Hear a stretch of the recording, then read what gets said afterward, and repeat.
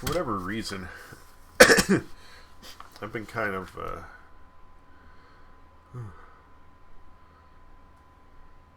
scared lately. As of mostly recent, the concept of mortality is getting to me.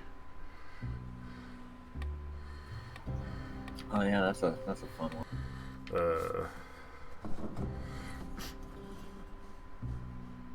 Specifically the understanding that, you know, could be that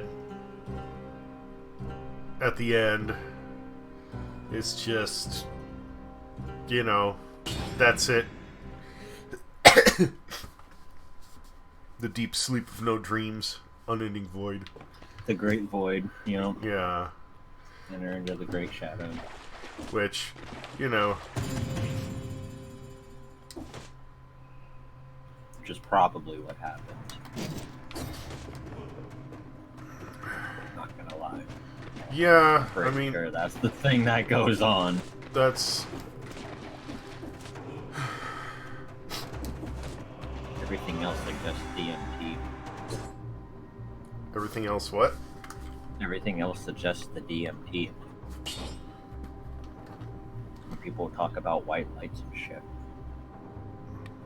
they go, yeah, except for your brain releases the DMT, so you're gonna be seeing a whole lot of shit. There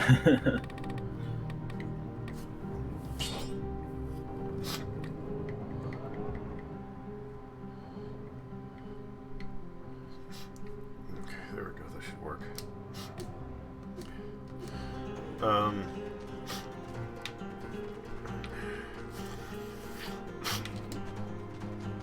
Yeah, I can't say I'm too familiar with DMT, but I know what it is, so... Yeah, when you, actually your body releases a little bit of it when you sleep, too. It's your death drug. What your brain gives you. What your brain releases into your body when you start to die. And it's what causes you to, like, basically, like, enter into a hallucinated state. Well, there's more to it than that. There's a lot more to it than that, but I'm narrowing it down because I don't have the energy to go into. In sleep, at least. In sleep, yeah. It's... in death, as you're dying, it pretty much goes, oh, here's your consolation prize. Here's your consolation prize. Thanks for winning. Your going away prize is you get to be stoned leaving this earth. How about that? Hey, you didn't know you had this power, did you? So I remember after I learned about that, I was like, oh, well, that pretty much explains all the dying stories I've ever heard. Well, because you're just really fucking high. For me, the bigger thing is like looking at certain incidents of trauma and unconsciousness. I mean, like, a big question that's been hitting me lately, oddly enough, pertains to sleep, and that is, when you're sleeping, why don't you have a bunch of when I say dead time, I don't mean it in the literal sense, but like the equivalent of dead air on the TV, right? If you're unconscious for 8 hours, then you should still be there for 8 hours in darkness, not not awake. You know what I mean? Right.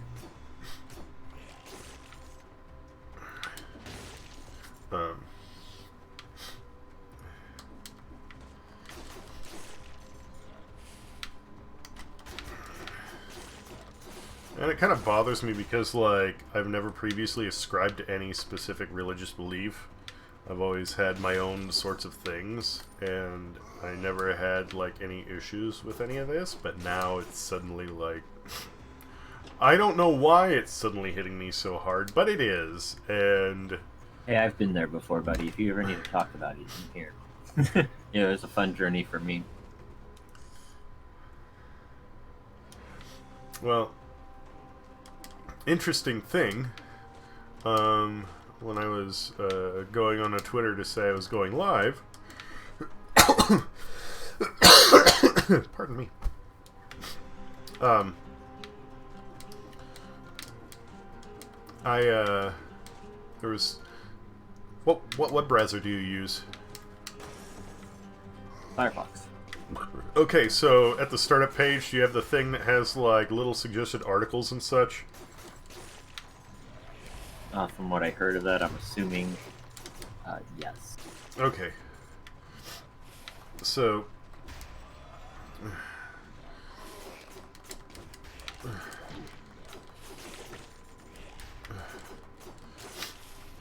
There's this guy talking about something that's actually kind of similar to, like, what I believe, or along the lines of what I have believed.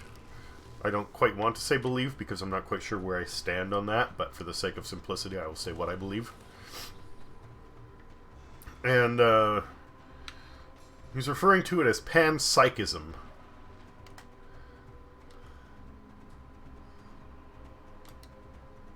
Go on. Hold on a second.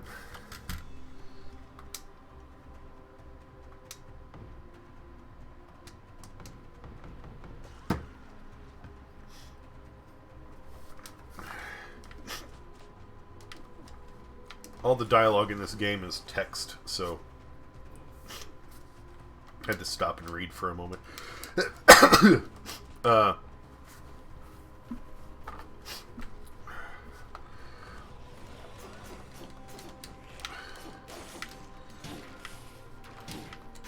In an attempt to answer the big question of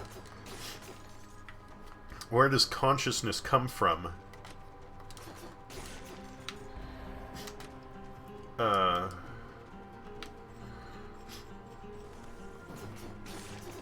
This guy is suggesting that essentially the universe and matter itself has a level thereof.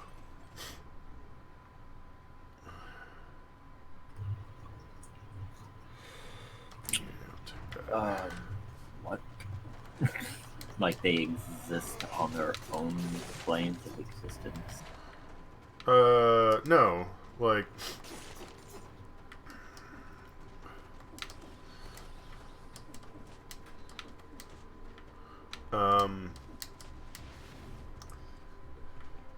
I need to read more into it, but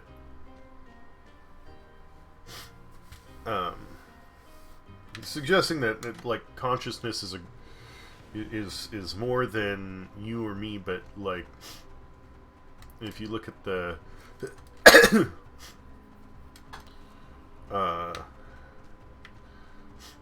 greater state. I was gonna say, is this the how we all work as a whole?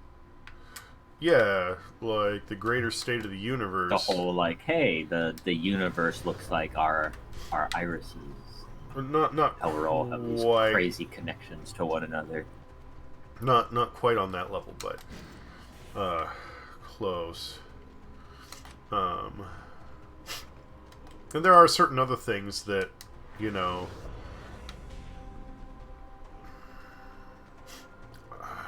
man, I wish I could draw a good example because I can't pull it to mind right now, but the fact that there's so many different cultures and beliefs that happen to mirror each other, even though they had never seen one another. You know what I'm talking about? Yes.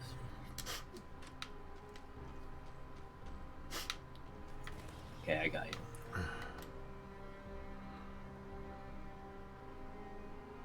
Yeah. I can see that. I can see that. I don't know. I kind of just, in the end, just subscribe to the,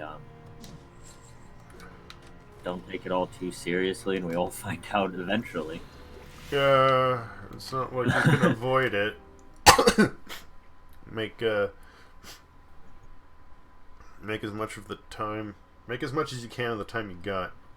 Yep, you know, pretty much. Just do what you can with what you have. Now's your chance to enjoy everything. Fucking do it. Right. Yeah. I know. You get no refunds. It's a little bleak, but you're gonna be alright.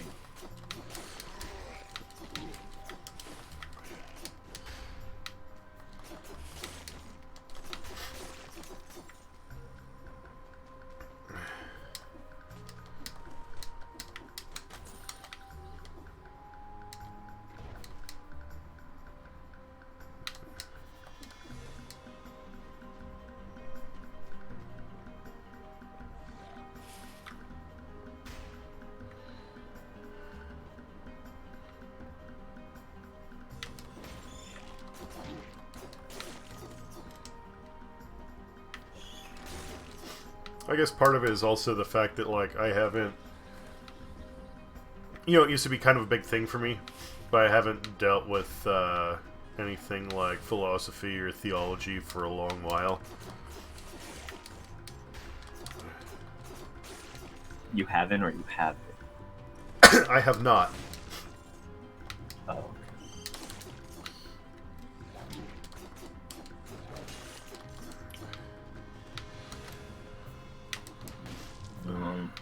I mean, philosophy has a habit of getting fucky-wucky. So, I feel like it's a good idea to take a break from that every once in a while. Philosophy has the habit. Philosophy is the habit of getting what? All fucky-wucky. Okay. I don't quite see what you mean by that one. The chair is here. Is the chair actually there? Yes, the goddamn chair is there. I'm sitting on it. Okay. Yeah, I get what you're saying. It has a habit of starting to get fucky-wucky.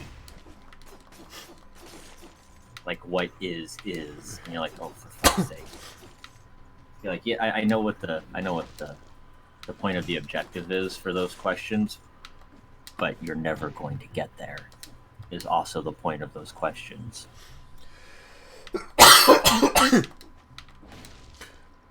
Yeah. I mean, it's a chicken and they always keep re-asking themselves the chicken and the egg question, and eventually you start to just go, fuck, I'm out for a bit. Well, actually, that's funny, because I had to give myself an answer to that one. And it depends on the question. I mean, obviously the egg came first. Eggs were around long before chickens were. Right? Mm-hmm. That's actually funny. That's always my answer. Unless you're talking about what came first, chicken Whenever egg. I get chicken... Oh, chicken. What came first, the chicken or the chicken egg? And then that depends on, you know, what's the definition of, like, is an egg defined by what it came from or what it carries? I mean, I subscribe to evolution, so I just say the egg had to have come first. No. The dinosaur came first. Obviously it did, but again, what came first, the chicken or the chicken egg? Going by evolution, how do you define it? The single-cell organism came first, buddy, alright? Well, yes, but... Oh, shit. I didn't mean that for you. Yeah, no, it's cool. Like, depending upon how somebody chooses to define whether something is a generic bird egg or a chicken egg, you still have an answer in either case, you know. And I get what you're saying, and when that kind of, like, I got into a discussion with somebody about physics and the way the world works, and... It's the time travel problem. You're eventually going to find yourself talking in loops.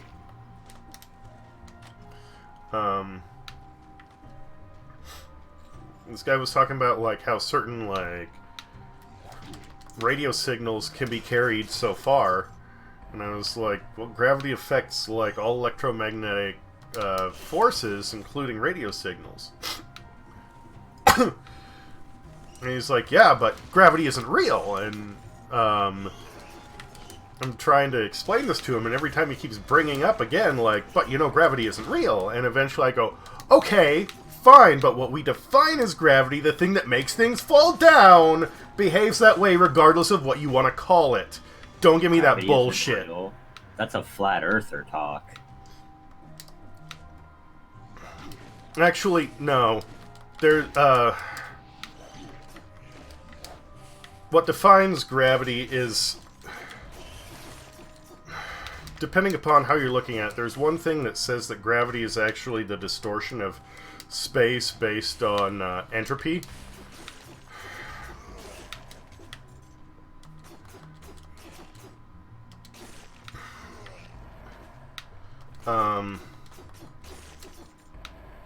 And then those space distortions are what cause things to fall down greater sources of mass.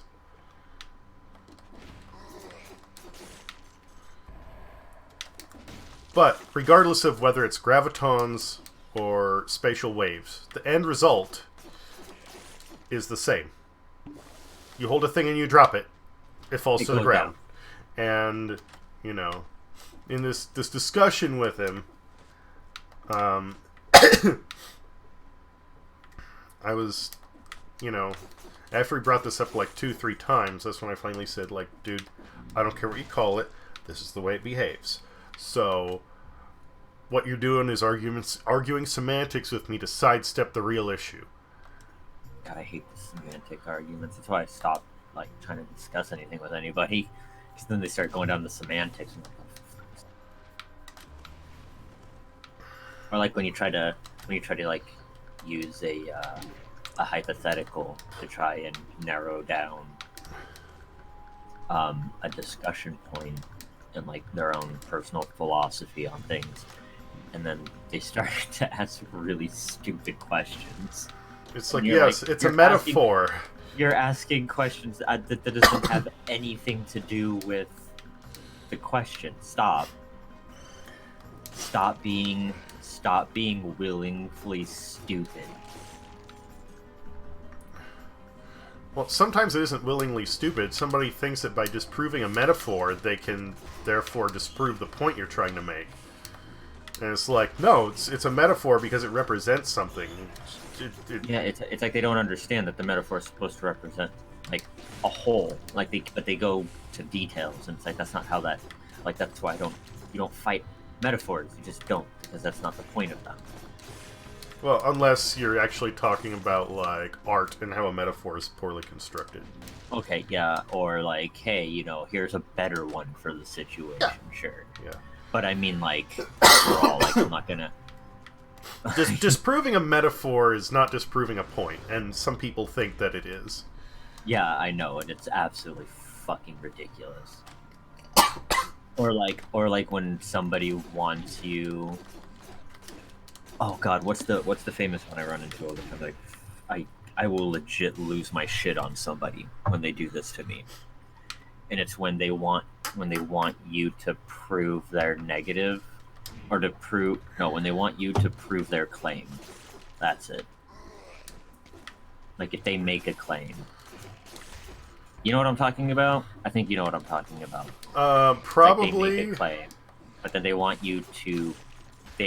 If you say no, that's not true, and you put up your claim, you say this is what's true. They go, no, like prove me wrong, and it's like, no, that's.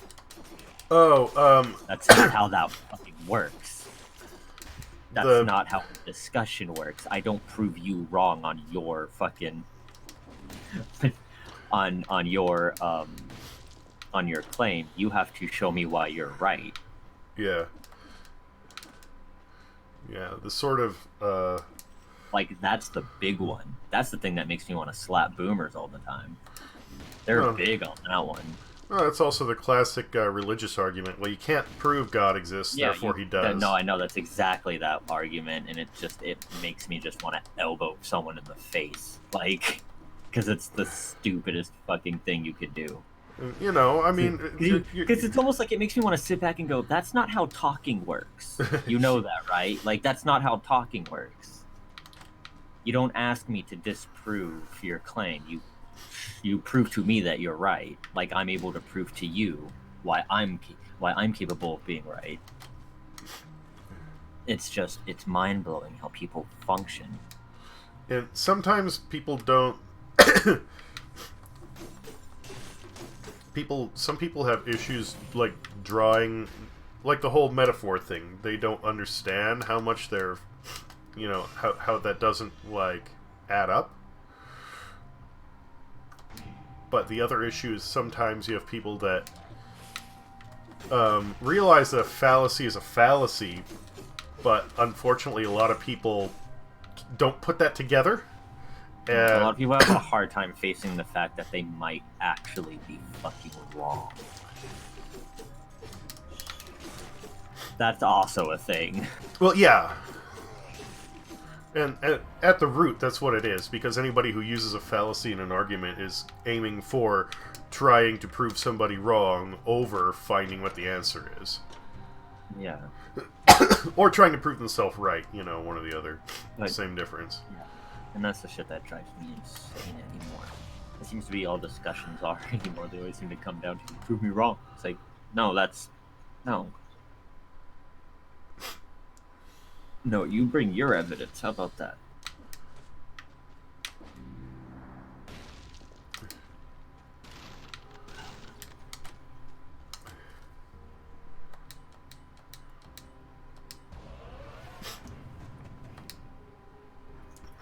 Maybe one day I'll get stupid enough to enter the internet political talking space, but until that time,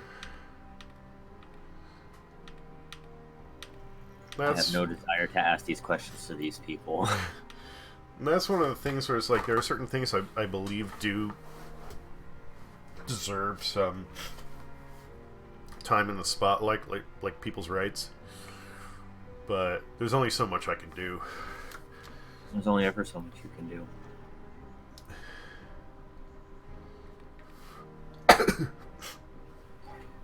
Bam. It's always up to everybody else, and that's the problem.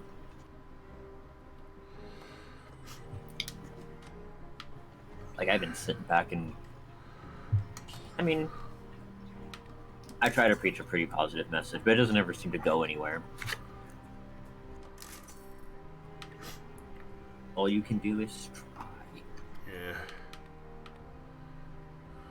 But, I don't know. These days I have my mind focused on other things, so... Fuck it. The world's gonna burn, it might as well be away from me. Well, that's another one where it's like, you know, you say that. I know, but eventually it comes to you. That's the problem. Well, yeah, like, the whole world is burning right now.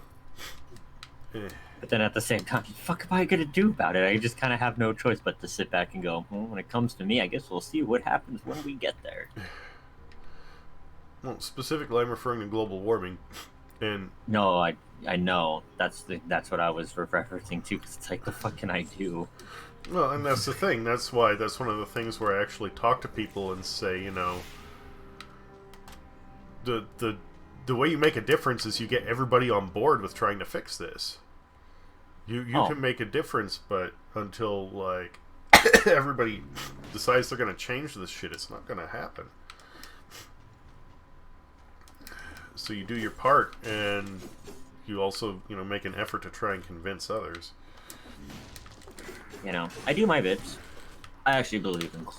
I mean, I actually one day looked up that shit, and that's what got me to believe. Beforehand, I was on the fence. And then I looked at the research, and I was like, oh, fuck. This is a thing. I haven't come up to anybody, really, that I've had a big discussion about with this for a while, but...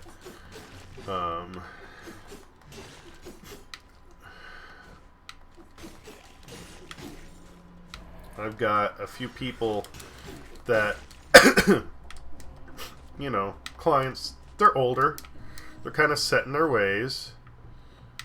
Oh, shit.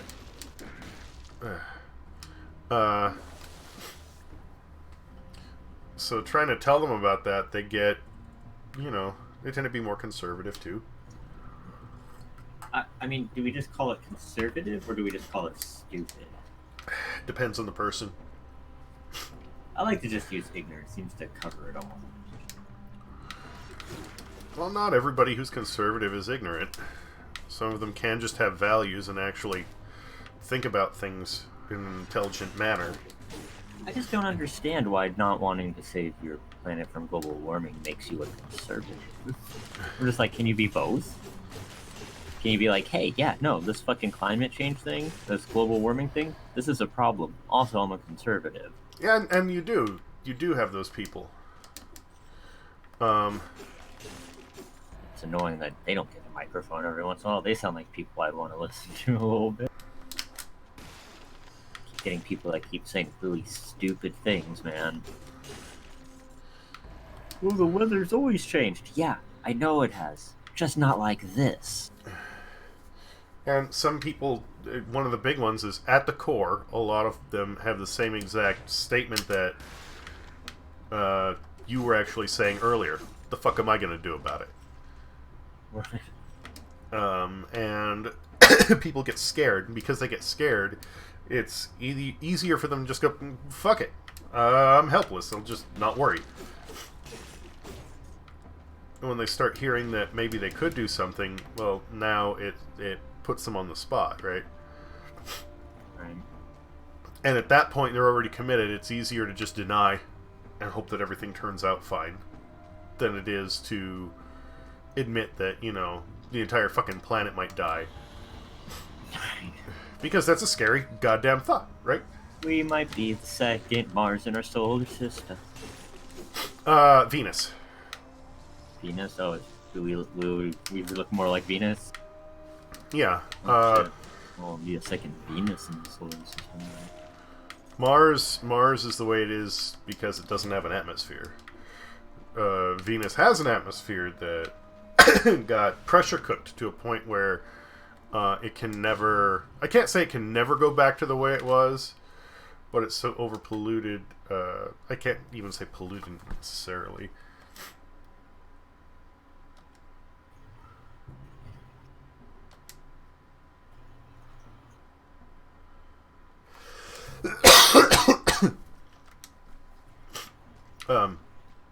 The chemicals that are in its atmosphere essentially create a self-propagating cycle where more compounds create more compounds. Oh, Jesus. The heat creates the formation of certain compounds, which generates more heat. So, like, it's just there's no way that... Again, I can't say no way, but it would take a fantastic feat of engineering for Venus to change the way that its atmosphere is now. One very large air purifier. A little more than that. And maybe with a couple air fresheners. We'll stick some Christmas tree air fresheners on the side. Hope for the best. Excuse me. You're excused. Actually, I had a thought the other day, because I found out what quantum locking was, and I thought, like, you know, the thing that is actually going to save humanity is going to space. Yeah, the thing I've been preaching this whole time. Actually, not because of overpopulation, which, I mean, yeah, we need to do something about it, but that's... No, resource dry up. Like, that's not my even bigger that. issue. Not even that. I mean, those are big issues, don't get me wrong. But that's not why I'm saying it. Oh, I'm interested. What's the third reason why I'm right? Okay, so... I mean, those are big issues, don't get me wrong, and are things that need to be addressed. But, I was watching this video about quantum lock. Do you know what that is? No. Okay, so if you take a certain type of superconductor, a superconductor that has minor impurities through it, and you supercool it, you can essentially set it on a track of neodymium magnets, and it will hold its place on the magnets, or even follow them like a rail, indefinitely. There is no friction. You can even take the track while it's moving and turn it, and it won't just hover across the top. It'll actually hover underneath it. Oh, shit. Like, it sticks to that thing like it's a goddamn F-Zero car.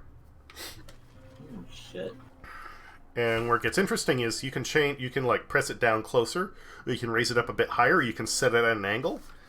It doesn't matter. It still works. It still travels across this track, and I'm going, boy, this would be really useful for certain things, except you have to keep it, you know, cold the entire time.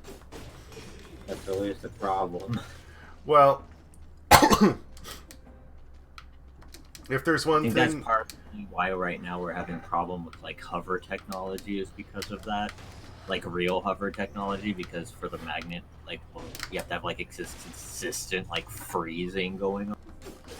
Well, if there's one thing you know about space, reliably, It really cold. it's fucking cold. And then here's the other thing, you know, quantum computers, like really powerful, right? Well, here's the thing: quantum computers, the big cost for operating them is not the power they eat up; it's the cooling costs.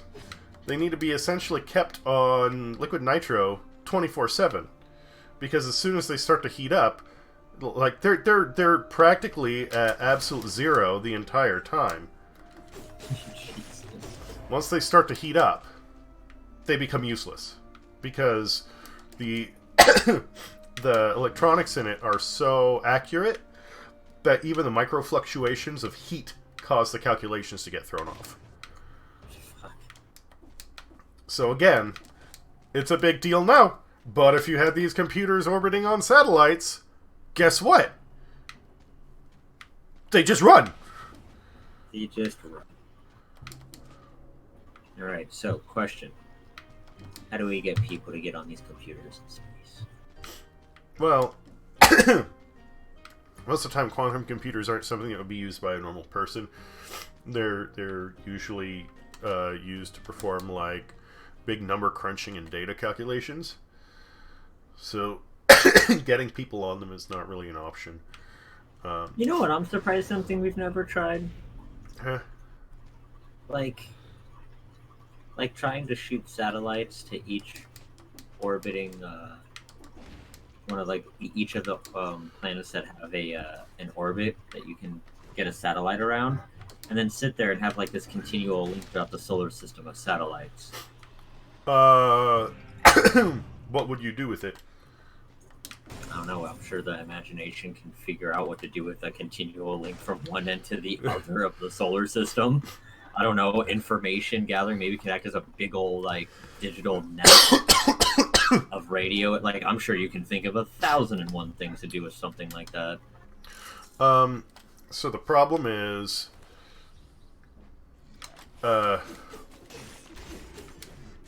you could use it to like relay, you know, information to far out. It's just we do random weird bullshit for science all the time. I'm surprised we weren't just like, hey, we're gonna pop a satellite on each fucking planet, so specifically to have a continual link throughout our solar system to us. And who knows, maybe even continuing and strengthening that type of like a boost over time. Maybe give us something great in the future. Who knows? Maybe.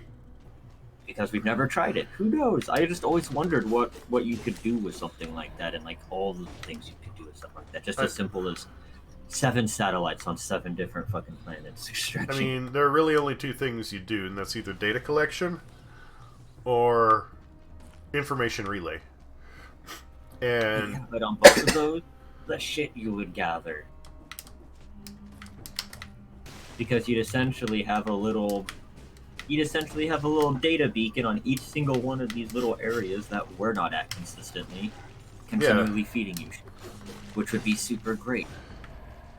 And again, I feel like it was just something random we never did, and I was like, why didn't that seems completely within our realm of random bullshit that we do. Why didn't we ever try to do? For research, it's great. But any other level of like practical application? Oh no! Practical application, we'd already be up there space mining. Which I'm really surprised we're not even getting into yet.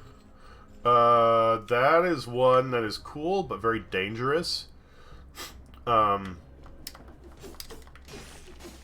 Because you have anytime you add or subtract mass from a planet, you change its orbit, you know.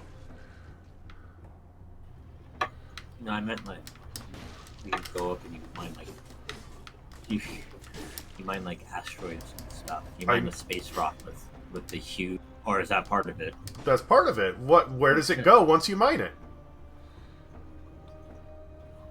Do you bring it back to Earth? I mean, I assume that's what you did. Okay, so if you do, then that makes Earth heavier, so it starts to make it drift closer to the sun. Oh. Oh. Wait. Oh.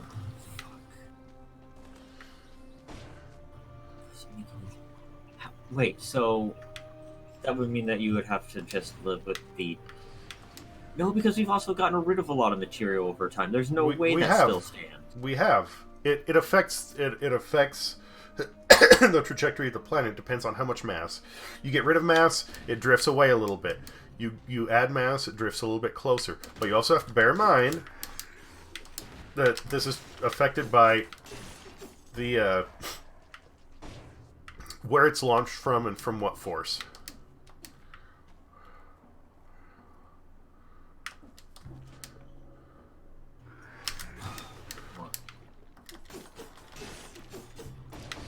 Fantastic. What happened? Alright, so fucking we'll make a middleman space station. That'll work as like a storage and distribution depot. Yeah, that'd do it. There, we figured it out. Look at that. Oh yeah, we still don't have spaceships that reliably go through space yet. The first thing we're gonna need is faster than light travel. Honestly. Yeah, first we're gonna need is faster than light speed. Because don't they have like the ideas for a quantum engine like thought up? Well, okay, you have different levels of like a quantum engine, and then you have other shit. Oh, leave me alone. Honestly,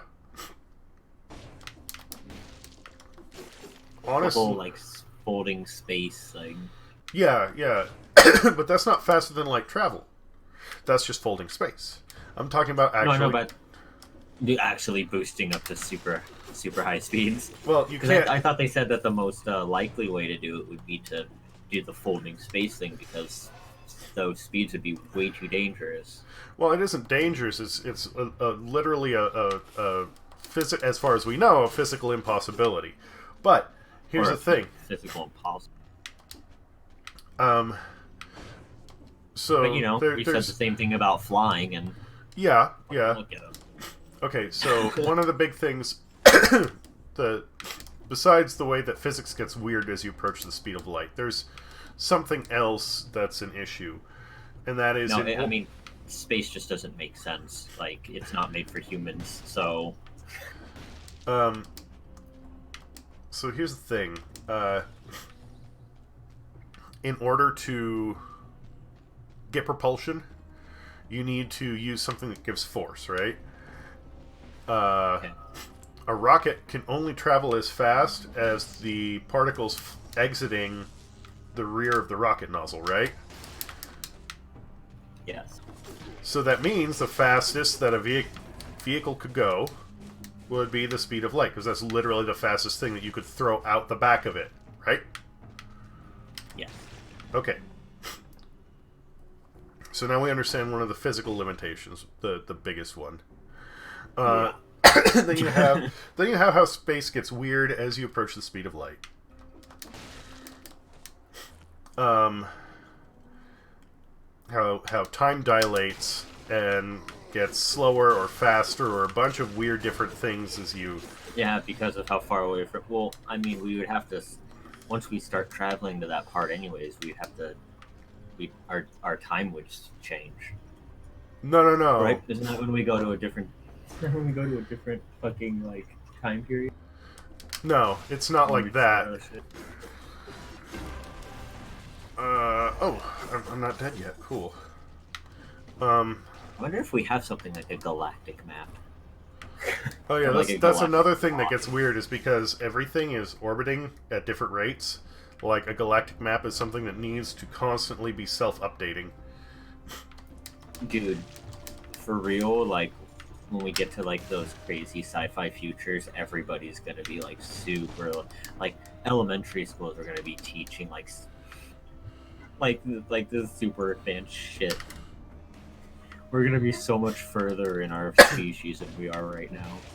Oh, I hope so. Like you're gonna start you'll understand planet movements and stuff like in like first to fourth because that's shit that's common knowledge in this new world. Hey, you're flying around in spaceships all the time. Guess what's gonna be read like road maps? Fucking galactic map. But what you're talking about with like time, because you can't just run it on a solar cycle, right? That's not what I mean. Yeah. Um, Oh. if you have somebody that goes into space and travels near the speed of light, and they have, let's say, a twin sibling, after traveling at the speed of light, like across the solar system and back, the sibling that stayed on Earth will be a year older than the one that went in the ship. It literally, the closer you get to the speed of light, the slower time flows around you. Oh, yeah, that's right. That's an Einstein thing. The Relativity. Yeah. So there's an interesting thing that happens around black holes, and that is relativity. Which, by the way, when we finally got that picture of what was the most stupid, exciting thing, because that means they exist. Well, we've essentially known they exist. It's just now we have like something more physical as proof. Well, that's what we've needed because you were always just hypothetical up until that point. Well, it's one of those. It's one of those things that's hypothetical. The way that like relativity is hypothetical. Yeah. Yeah. Like, is it hypothetical? Yes, but that's literally what we use to run GPS. So it's one of those things where it's kind of, again, arguing semantics. Is it really there? Well, is it really? We don't have proof of it, but everything works, so, I mean, basically... Basically? For the functional end of it, it is what we expect it to be. Yeah. I digress.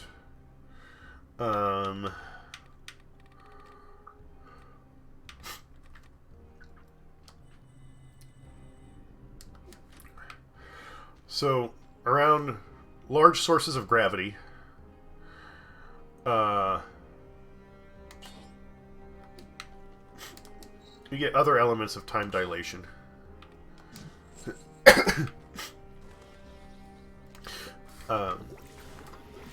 Like black holes. Now, like I said earlier, the big thing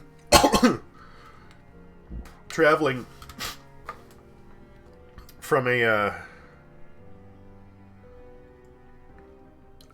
or traveling in a vehicle is it has to throw stuff out the back fast enough to move at whatever speed it's trying to achieve, yes? Yes. Okay. Now, this is actually a newer concept achieved with rockets and engines.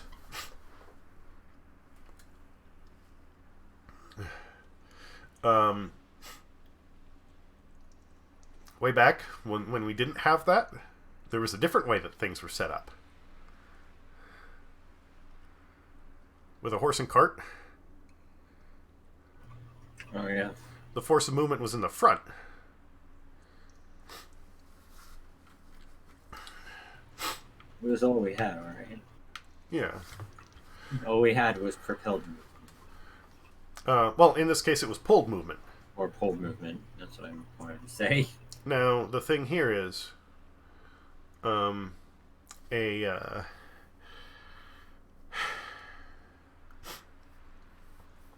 if you had a way to pull the ship from the front, then you could, if you were using gravity to do it, accelerate it infinitely.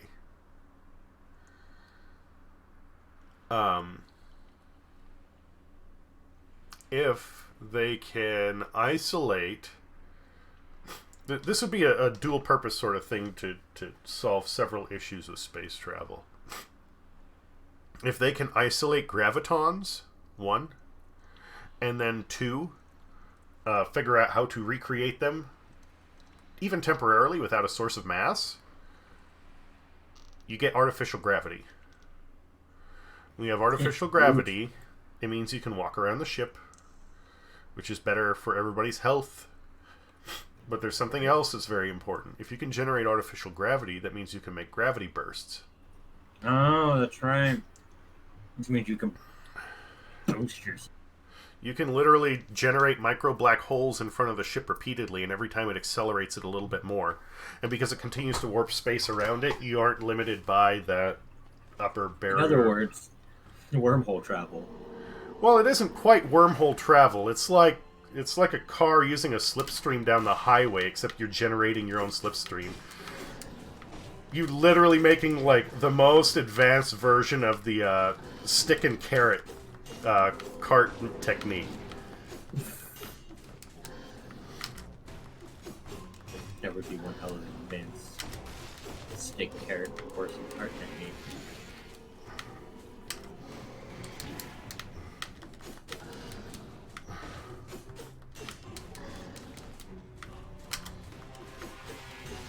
How hard can it be to get a ship to a planet?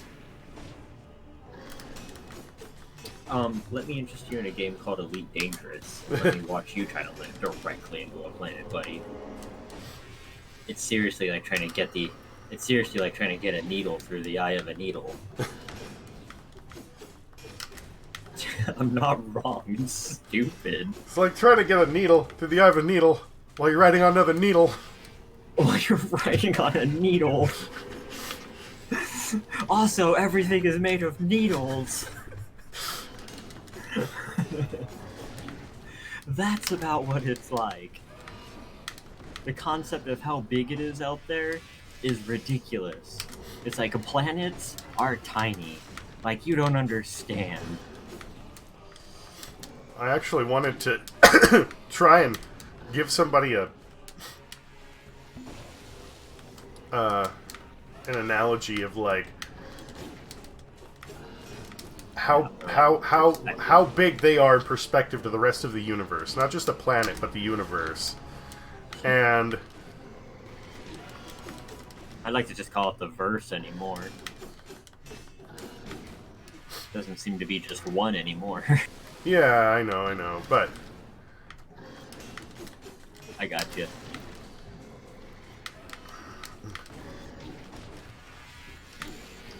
no, run. So what was your analogy? Oh, you're yeah, boss battle.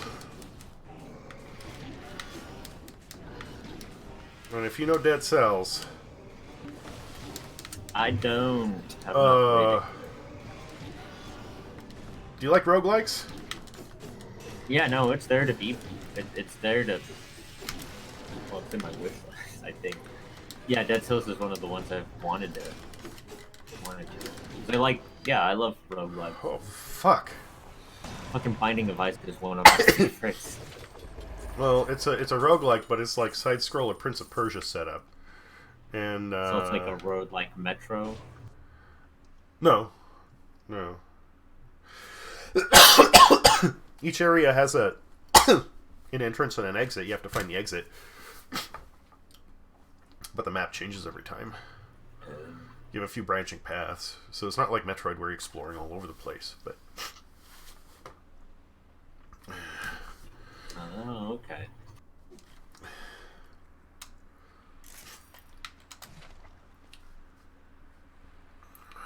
double crossbow-matic? Yes, please. Thank you.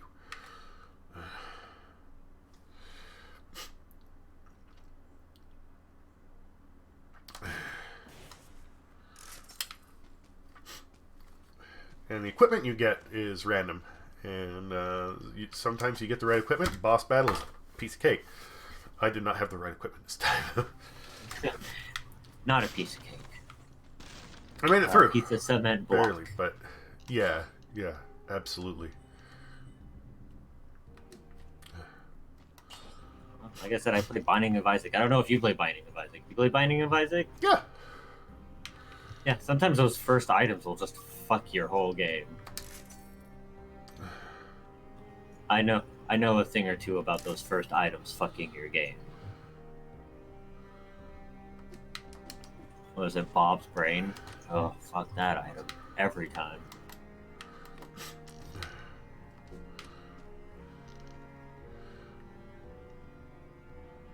Anyway, what the fuck were we talking about before the boss battle? We were talking something about quantum, but grab that. I have to go check something real quick. Okay. So I'm gonna leave you off on that bookmark. Gather back up those thoughts. I think we were talking about quantum locking. Is what you were telling me. Oh, we were way past that. Oh yeah. Oh, we were circling back to global warming. That's it. Yeah. Fair enough.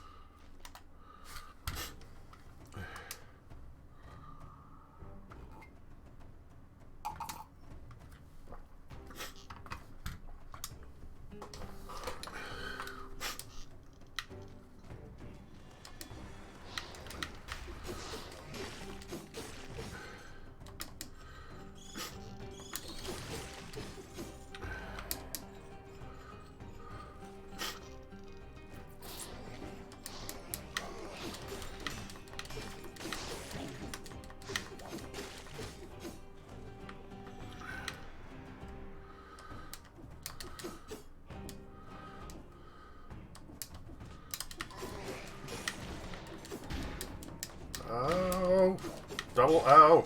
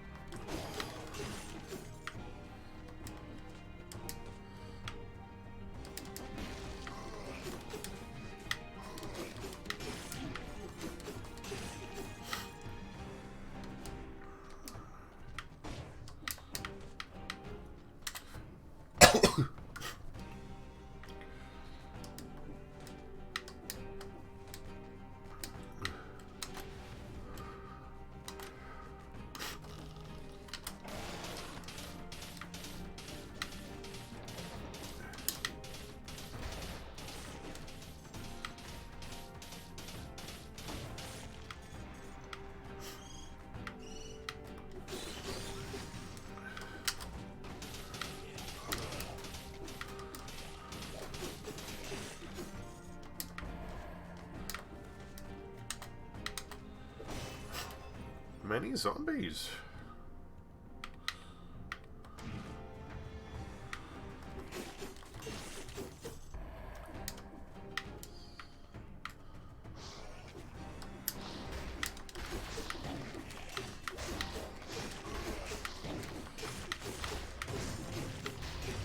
So what's the objective of Dead Cells? Get to the end and figure out what the fuck is going on. Like, you're being put into this... Oh, shit. You just kind of come back from the dead in this area where this island has been overrun by plague. Everything is trying to kill you. Get to the end, have fun.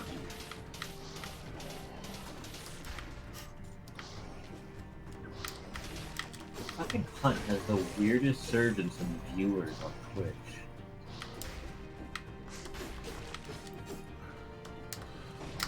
How's that? It's like every other day it goes high and low. Pardon me. Like yesterday it never... What, yesterday it stayed at about like 400 viewers. And for the today, entire... Okay. yeah, for pretty much the entire day. It was pretty low, like the whole day yesterday. And then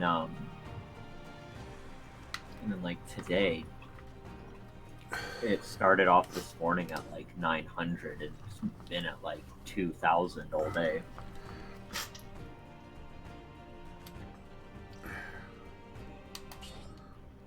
But it has like the weird, because it'll do this like every other day. I've noticed, and it's so weird.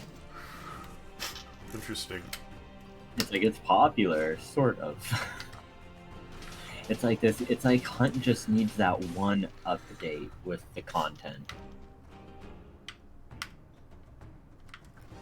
Pump in a couple maps, pump in some new bounties, maybe change the way the menu is a bit.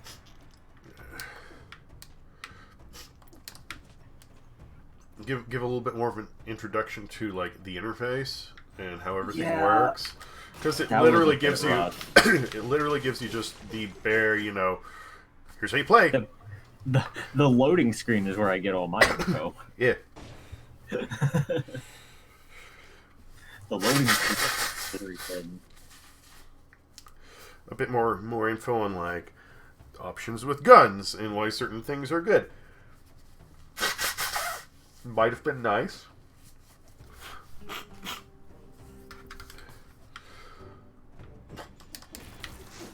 Like, I get it. There's like a lot of games out there that have like a big hard on for not holding your hand like whatsoever. But at least explain to me the fuck I'm doing.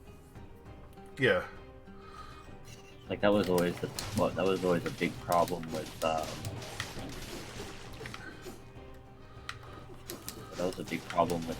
Atlas.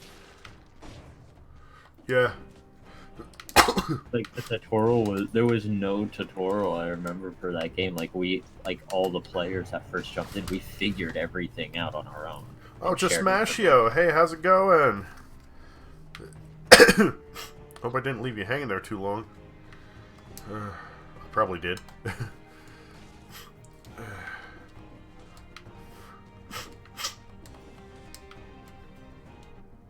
I'm so sick.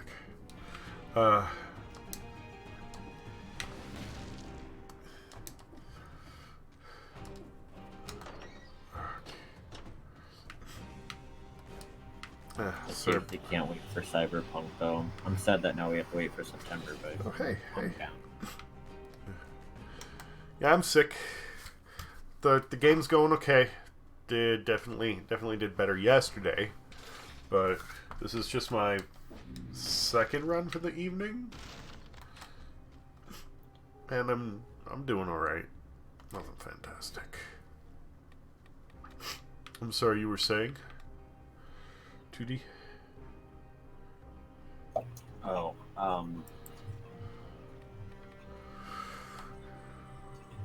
fuck, I forgot what I was talking. Cyberpunk? Oh, I'm sick. I'm just sick. Oh, yeah, I can't wait for Cyberpunk. I'm so ready for that game.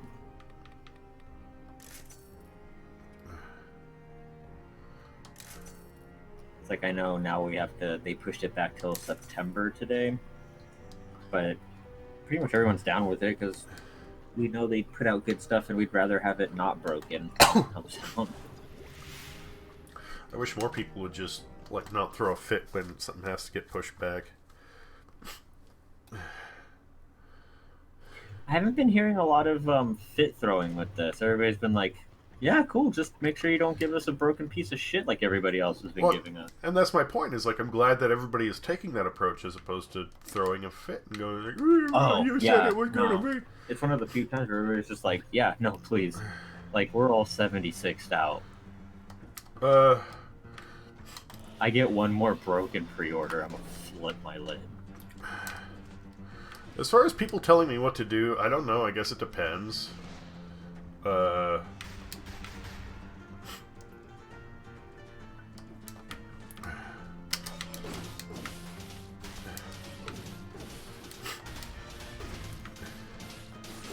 Like, there are certain things that are reasonable.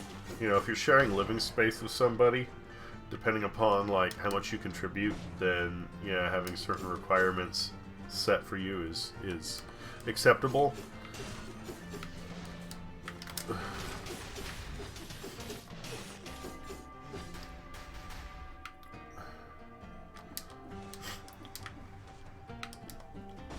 But it is definitely a pain, especially when somebody thinks they know better, and they obviously have no clue what the fuck they're talking about, but, you know. Preacher to the choir.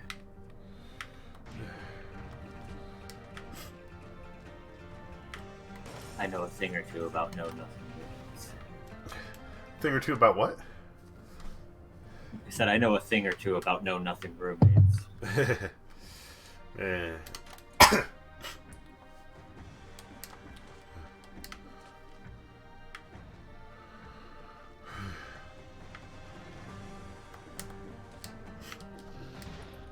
Oh no.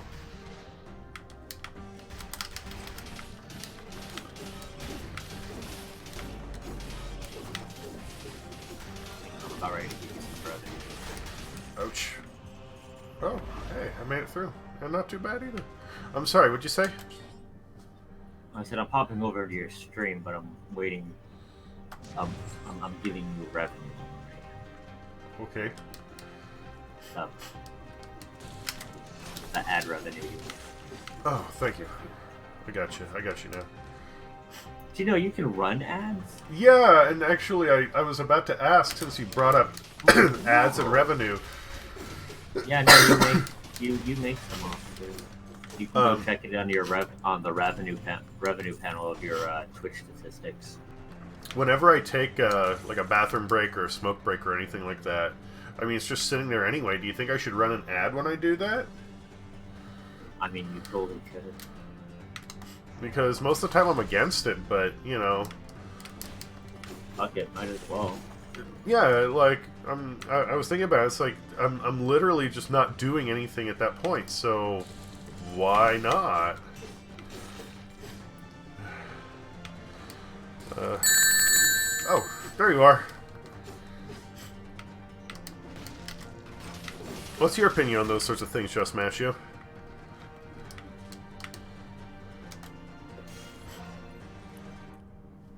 Like, if I'm stepping away for 15 minutes and I run, like, 1 or 2 ads, I mean, it's probably not even going to last that entire time. Would you find that an annoyance, or do you think it's okay?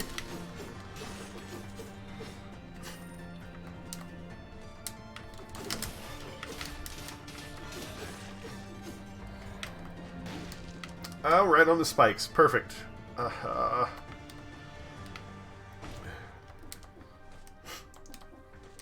No, G, I don't think you're supposed to land on the spikes. No, I'm not. Especially not with a ground stomp. See those spikes? Let's hit them extra hard.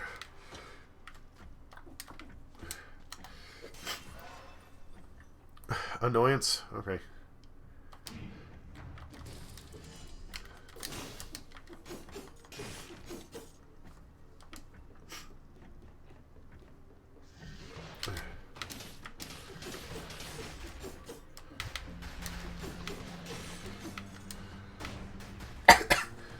Oh, he's new.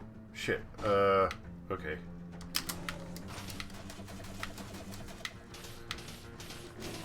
Oh, now he's dead. Oh, so glad I bear trapped that fucker. God. Scary. It's always scary when you come across a big enemy you haven't encountered before, you know? It hurts a lot. Yeah.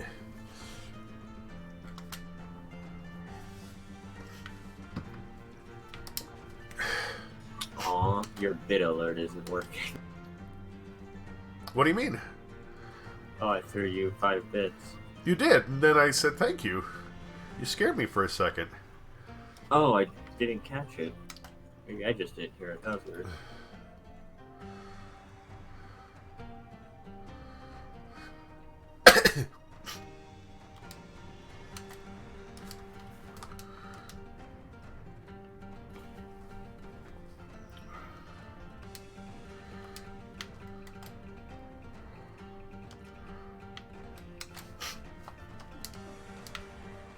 Oh, I need to take like a Sudafed, some aspirin.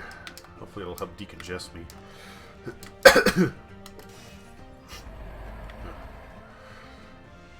Now when I take my next break, I guess. So, do you know what the Broad Street Pump is? What? The Broad Street Pump? No, I don't know what that is.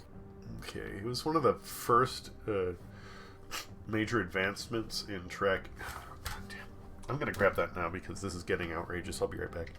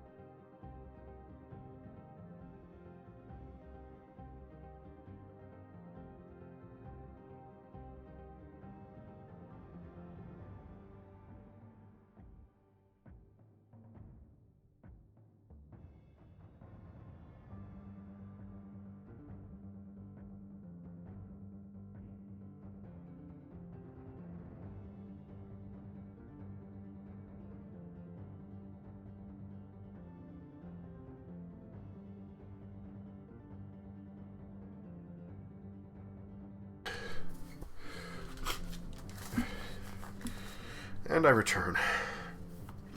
Welcome.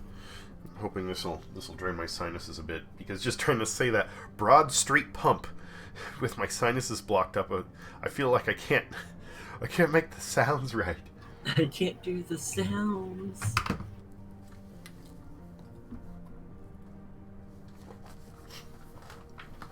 The noise pattern that I make called English isn't functioning correctly.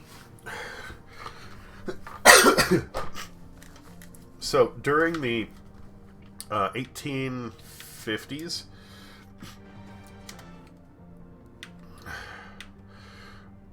there was this belief, even at that point, that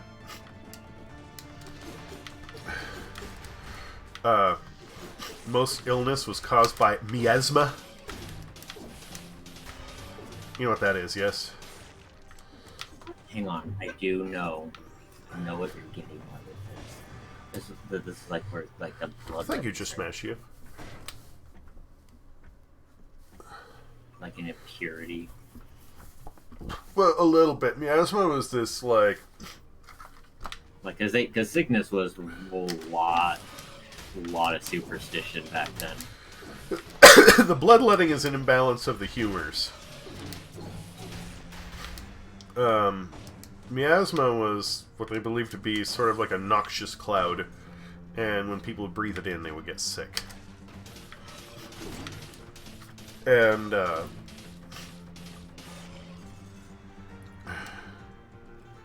Oh yeah, or if you're like around something that smells really bad, then it's obviously really sick. Well, I mean, it makes a certain amount of sense because a lot of the stuff that gets you sick, like rotten shit. Yeah, it smells bad.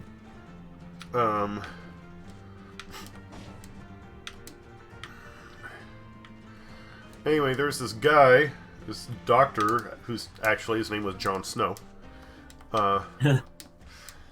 He, he didn't agree with, 742, 564. Oh, that's really nice. I like that. What's my current weapon? 826. Oh, mine is actually a little bit better. I guess the Vorpan waits for another day.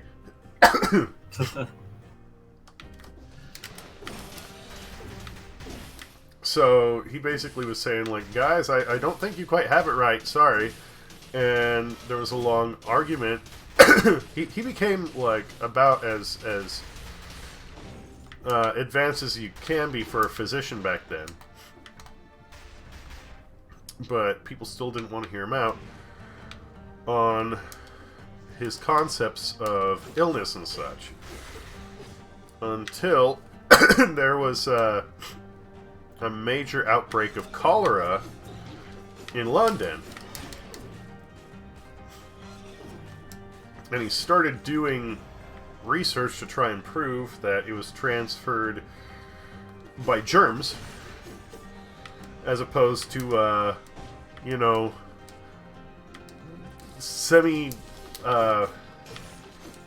existent stink cloud, right? Well, oh, fuck this guy. No! He made a lot of headway. And he theorized that cholera had to start with somewhere in the digestive tract, since that's where the symptoms popped up first, right? So he took readings of all the people that were getting sick and their diets and everything, and started... What the fuck is that?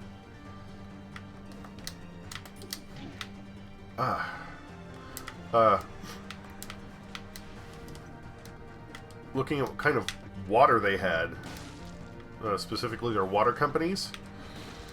At the time, the sewers just dumped into the Thames River.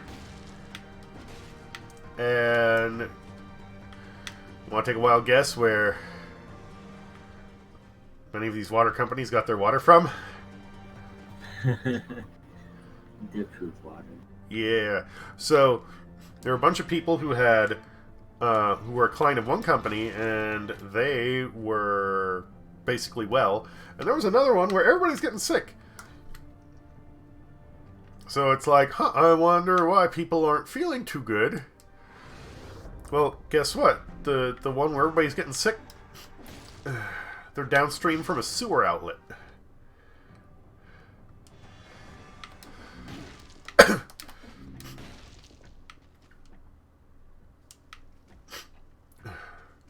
So he's doing research, everything is coming together.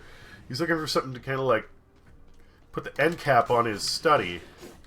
And then there's this massive cholera outbreak on Broad Street.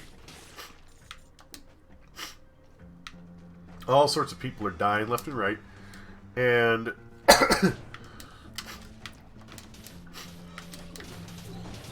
he went there to investigate. Basically noticed that in the middle of everybody who died, basically, there was one public water pump. So he went, well, the infection has to be coming from this goddamn pump, right? Okay, so they narrow it down to that.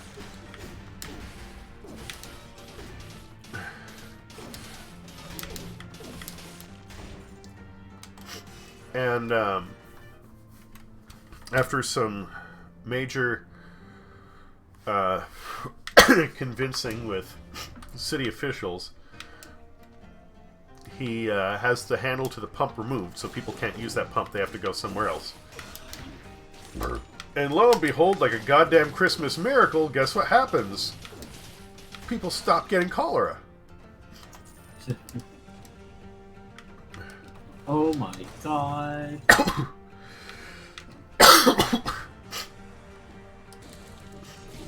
Cholera, by the way, is a nasty, nasty disease. Oh, I'm aware of cholera. Okay. I'm very aware of cholera. So... Fuck that noise.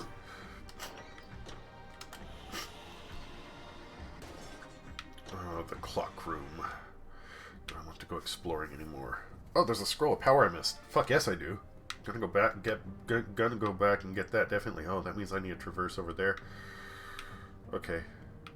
Okay, it's a little bit of a hike, but it's worth it. So...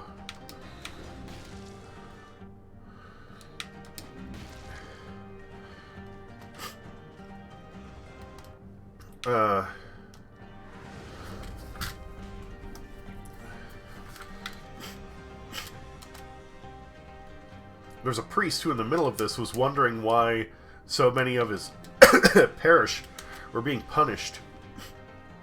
Because he knew they were all good people. So he decided to do some digging and was particularly interested in the writings of this John Snow. He tried to essentially disprove everybody out there who was saying, well, it's this or it's that. And, ouch. He, the more he tried to disprove Jon Snow, the more he actually discovered that he agreed with what he was saying. It all made sense. So he kind of acted like the inside man, helped talk to residents around the area, and uncover some of this. And even though the pump was supposed to be isolated, they went back and found patient 0. There was an infant who had had cholera, died of it. Even though they were in the middle of the outbreak, they died on like day 1, but they had already been fighting it for 4 days. So they went like, well, this has to be the source. And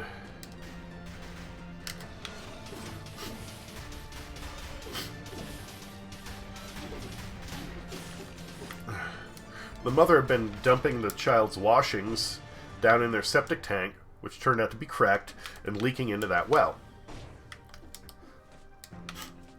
Damn. So thanks to this priest and this very tenacious doctor, who had the very first steps to really understanding how disease worked. This was kind of a big deal for London, because if you know some of the stuff that happened with their sewer systems, why boy howdy buddy.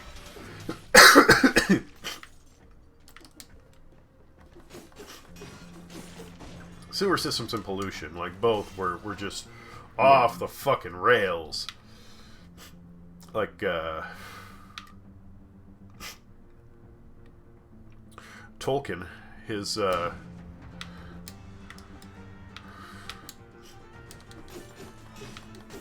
description of Mordor was actually inspired by his early memories of industrialized England. Oh, yeah, that I know. The whole industry versus nature. They had problems with there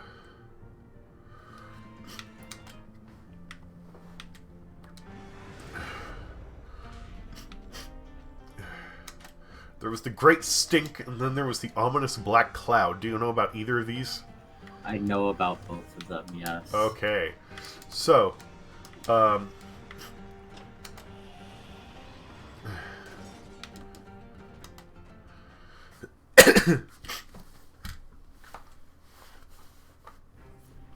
Funny enough, that fucking city is still cleaning up after the Industrial Revolution. yeah, it's bad. Like, London fucked itself up during that period.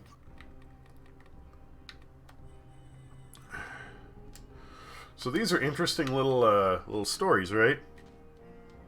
Yeah. I like them. I'm actually pretty sure I saw the Jon Snow one on extra credit. Yep. Yeah, they have it on there. Are you sure it was E. coli? I thought it was typhoid. No, not E. coli.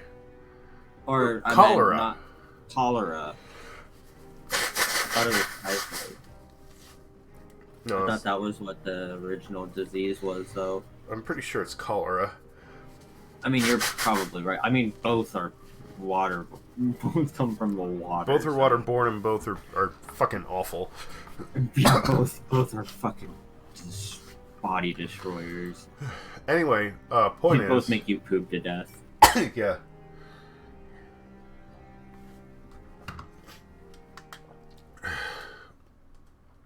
And dysentery. JRPG is so fucking weird. Oh god, yeah, dysentery. So,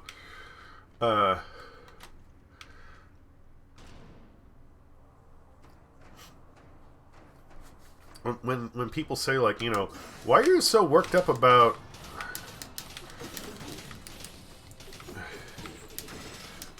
global warming?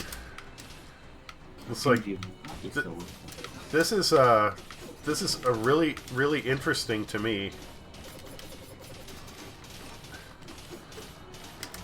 story, and it's like, listen, you know, it seems obvious now, but at the time it wasn't.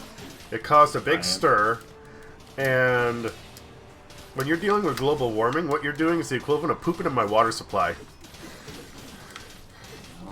If you feel that it's okay to keep things the way they are with global warming, then, like, I don't know. That's right, we were all coming back onto why you know that why space is. That's right, the water supply. Our water supply goes if we keep the fuck up. Oh man, we're fucked at that point. Holy shit. Like, no turning back then.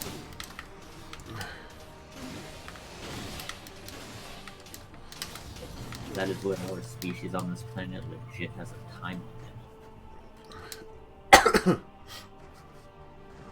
That's scary to think about. A what? A time limit.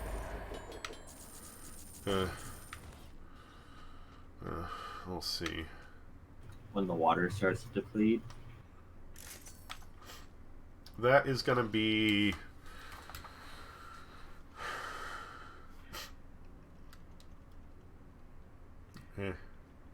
I'm not concerned about that. The air is gonna go first.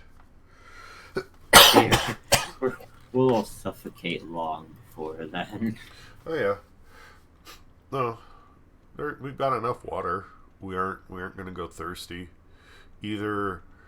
Because, you know, it gets used and then it gets processed and it comes back down. We may need more distillation centers, more ways of filtration to process it to make it drinkable, but it can be done. It's not super complex. The big issue is going to be, you know, how polluted does the air get? Can we handle that? Or the other one is, can we grow stuff in that environment?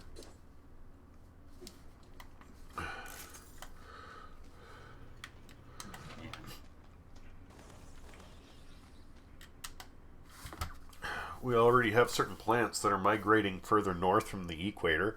Certain areas around the equator where we can't farm anymore. Oof, you're coming in and out. Sorry. What was that? Hold on.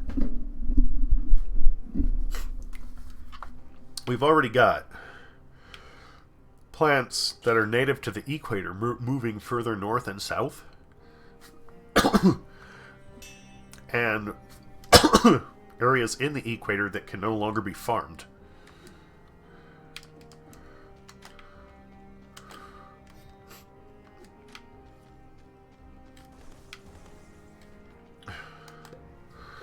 Like this past summer when we were trying to grow our garden, we had potatoes. And at first the potatoes took off great. We were excited. And as the summer went on, They started just look worse and worse and worse, and we didn't know why. I went, well, the leaves are kind of curling up. That usually means, like, dehydration. Maybe we need to water them more. So we did. That wasn't the problem. The problem was it was literally too hot for them. Oh, See, yeah, the air was just killing them. yeah, potatoes, when the temperature gets above, like, potatoes, maybe call it irony, considering, like, my heritage, my genetic background, and, you know, foods that I like, but potatoes happen to like the same temperature range that I do. You know, 50s, 60s, nifty. You hit 70s, it's starting to get uncomfortable, and once you get 80 degrees, I'm having a bad time. Turns out potatoes will not grow in temperatures above 80 degrees. It literally kills them. Wow, I had no idea. Note to self. Remember that shit.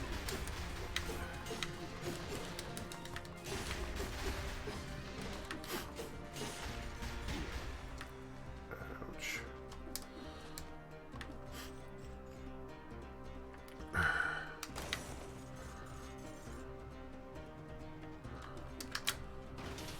There's another part of me, I always see like a JRPG or something like, hey, that looks really interesting, and then I look more into it, and I'm like, nope, that's a little weird. I'm not gonna wrap my brain around that son of a bitch. Say what? Oh, just how JRPGs like do a really good job at looking really interesting, and you go to, and then if you take some time to actually like look up the game, chances are it's not something you're gonna play. At least for me. Like, I look, every time I run into one, I'm like, hey, that looks really interesting, and I go look at the game, and I'm like, yeah, that's... no. You are asking a lot of me as a player.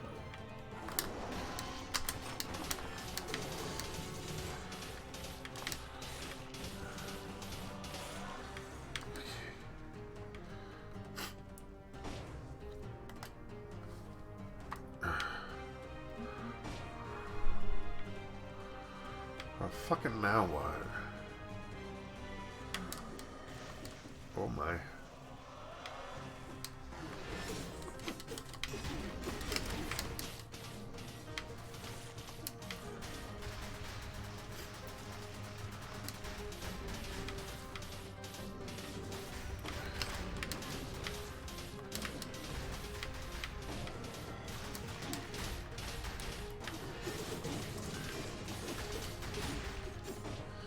Big ouch. Big ouch. Okay. Yeah. Oh, that's gross. Yeah, sorry. That's nasty. I'm so sorry. That. Mucus. Perfect.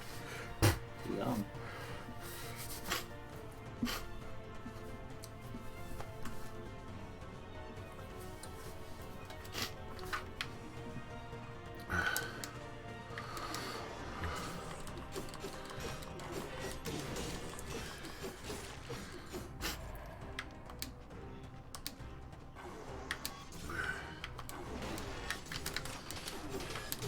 I wonder what things are gonna look like in 1,000 years. Yeah.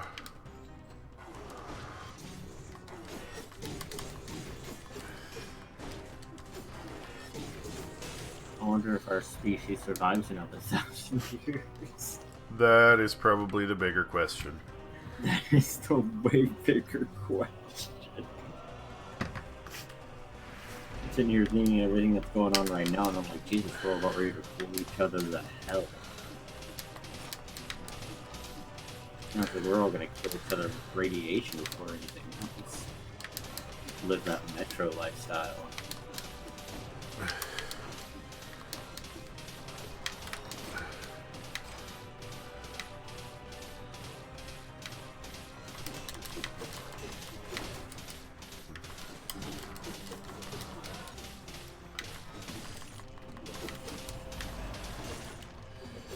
Okay.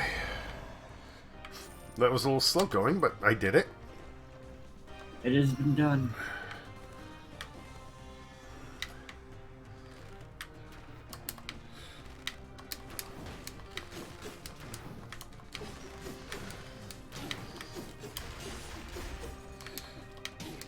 Damn it.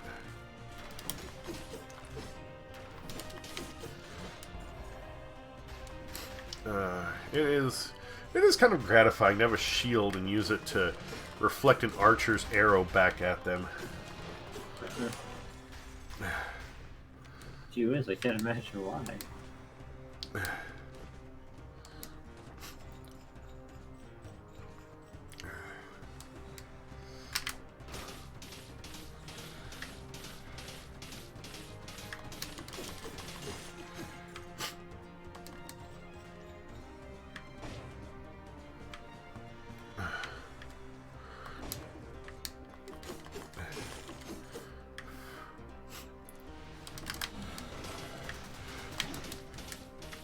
My girlfriend, she doesn't have much hope for the human race. Sorry, what was that? You broke up right when you started that. My girlfriend doesn't have much hope for the human race. Oh, join the club. In fact, I try, but it always seems like we're getting worse over time. It's like in history, we're like you think we'd be dumber, but it's like no. I feel like the majority of us had our heads in the right places for a while. It's like no progress, get better at shit.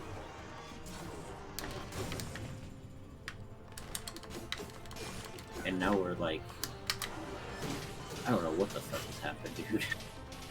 I live in a topsy-turvy world anymore.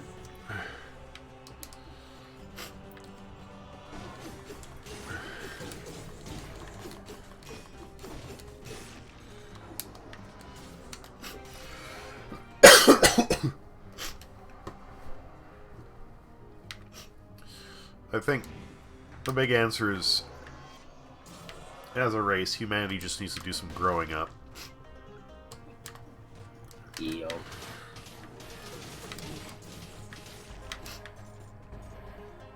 But it isn't always as bad as it seems. No, usually it's... And sometimes it's worse than it seems. Yeah.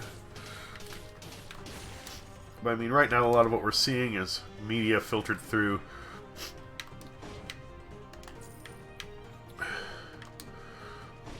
the lens of, I don't know what you want to call it, the media.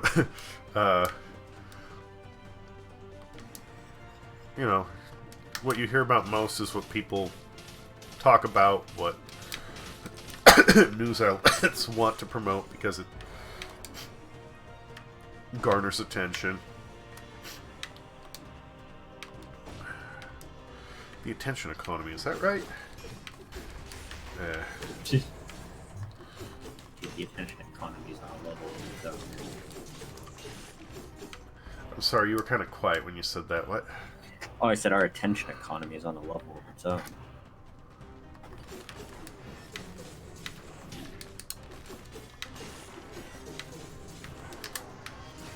Our information these days moves so quick you can't even be a martyr successfully. No one's gonna remember you. You could go down saving the human race, and the next day something else is gonna happen. Completely put your efforts to work.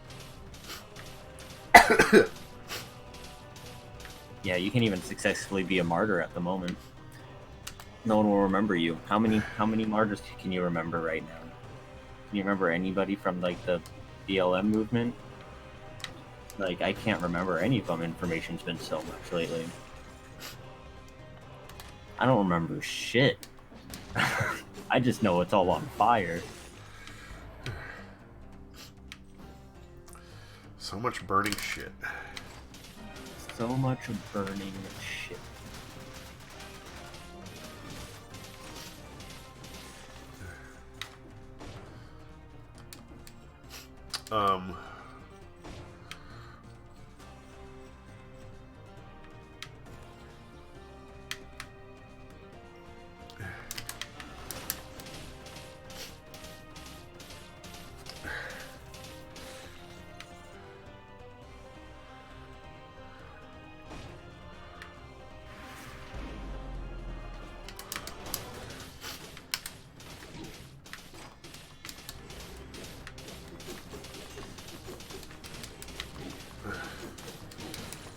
Oh, damn it. Okay, well.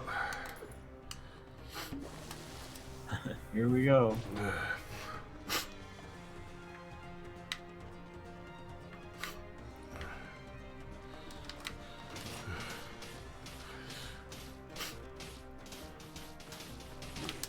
What? What? Okay, you jerk.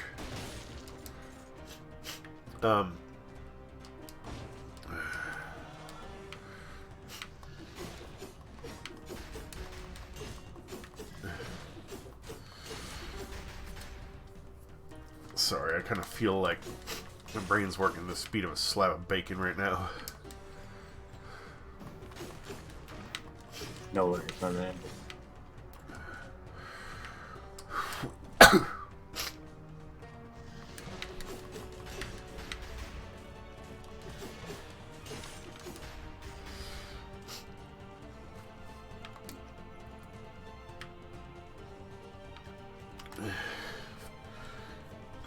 As time goes on, people are going to learn how to recognize bullshit when they're getting played. They're already much better at that. What is that little thing? Oh, that's not lead, isn't it? I don't know, I feel like we went through a period of time where we were really good at it, and then we were really bad at it, and then we were really good at it, and then we were awful at it, and we're still about there. We're getting better. We're getting better again. But holy crap, the rise of fake information is ridiculous. Yes. We have never had this much surge of just like bullshit information fed into the society before. That's why I say that we're not as good as I would like to think we are. The big issue is, like, you know, people now believe that if you see something online, any sort of a report, anything that looks half official, but it's annoying that nobody even tries to look up sources. Like, sources doesn't mean anything to anybody anymore. No one gives a shit about sources. Or somebody even sees that there's a source, and they just go, yeah, it must be good. Like... Yeah, and they don't even, like, look at it, and maybe it's not. Maybe the source is a satire. Oh, not even that. God, and trying to get people to understand what satire even is. I didn't even understand people didn't know what satire was. The,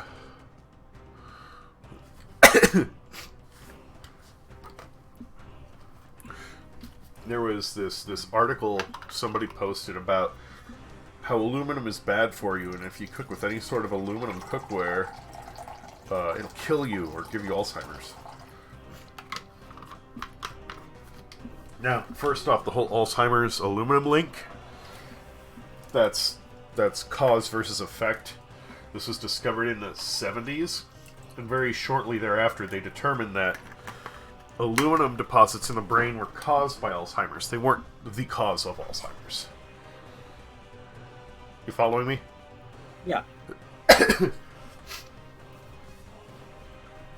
So I mentioned this, and the person got kind of uppity, and, well, it's an actual news source, so I went and I looked it up. I followed the source in that online magazine, which led to another online magazine, which went to another online magazine. Oh, yeah, this thing was like 10 layers deep between online magazines until you hit a dead page. Yeah, that sounds about right.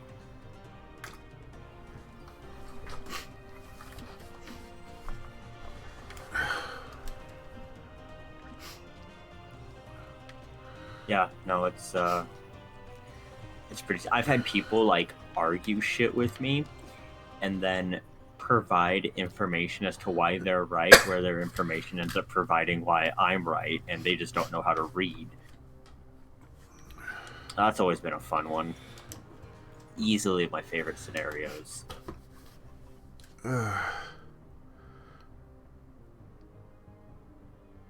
I don't care about that with following bot and whatever your name is. If you say anything else in my chat, you are banned and reported.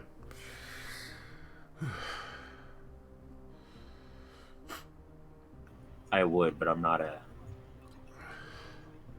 I'm not a chat police. Remy 116. Sounds Russian.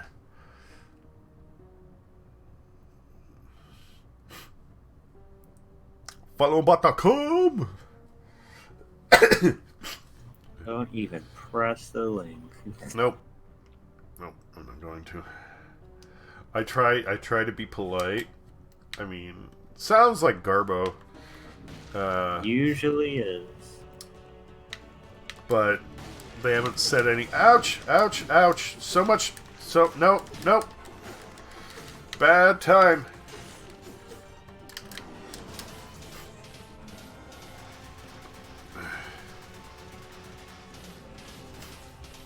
They haven't said anything else, so like I'm going, should I report them? But I already said like I won't if you don't pollute my chat, so fine, I will not. It's a bot. It's not even a real account, my dude. I know. Here, I'll do it for you.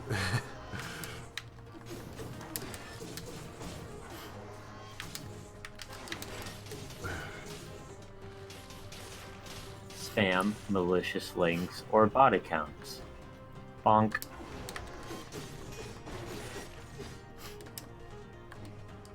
Okay, so I can't go that way.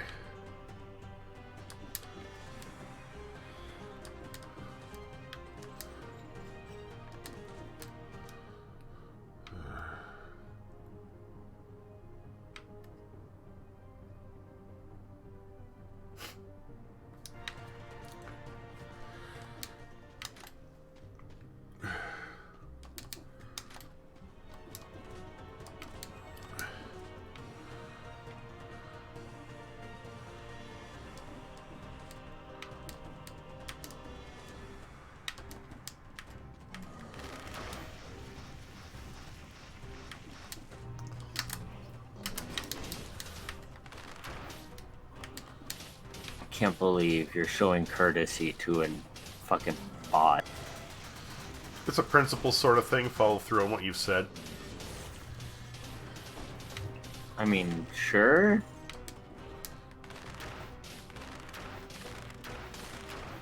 It's not real. I know. Like I'm looking at their account was created today.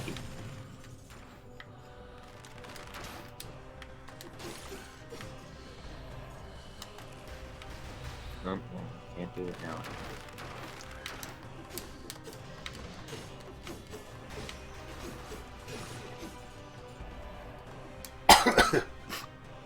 I actually sit back and I'm wondering when fucking sports games are gonna die off.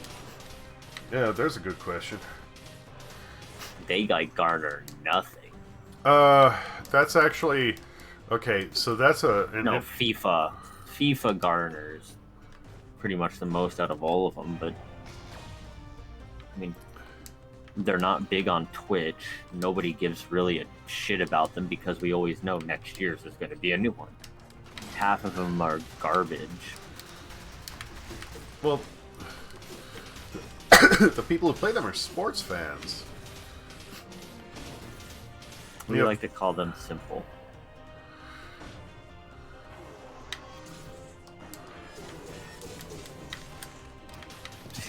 Sorry, go on.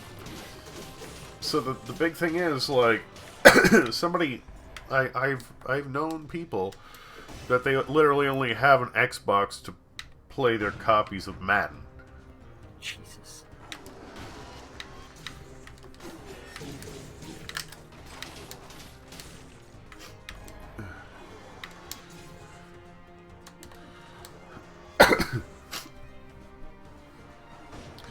And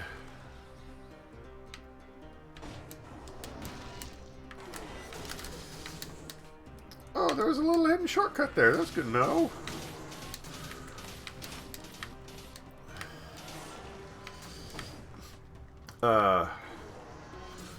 You're playing people that aren't gamers that buy these things. That's the reason why you also see so many of them like sitting around in secondhand stores.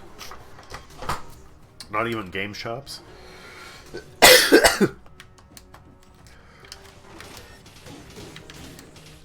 All right. Because somebody bought him, played him, and now wants to dump him.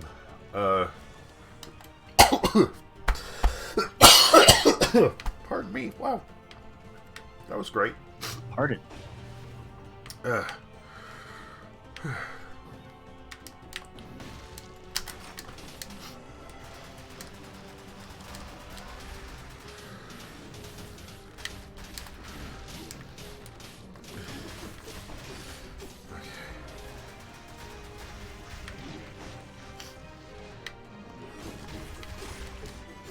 Why did I charge in when I had a bow and arrow? Alex, you dingus.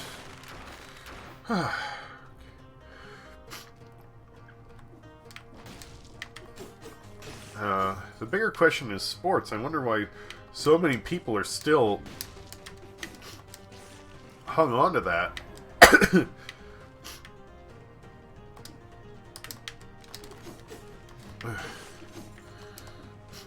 I mean that too. I'm also surprised we haven't gone through like a shift in that at all.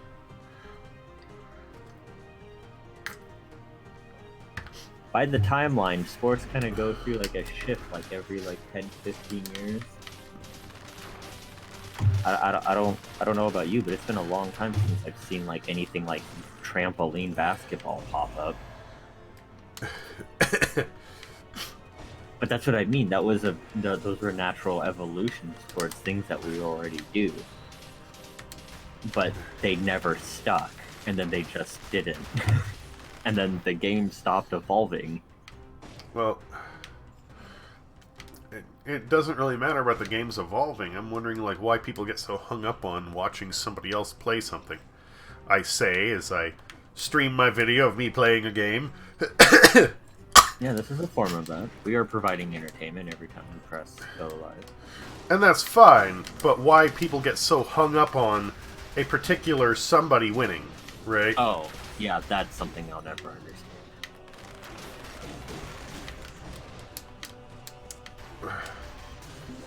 Well, that's an So it's interesting... really... That's never been, like, something that... well, like you said, I won't get it. It's not for me. And even though I don't get it, I do understand how it works, and it's kind of interesting. Because it relies on the underlying basis of, like, how society's formed, and elements of alienation and closeness between peers.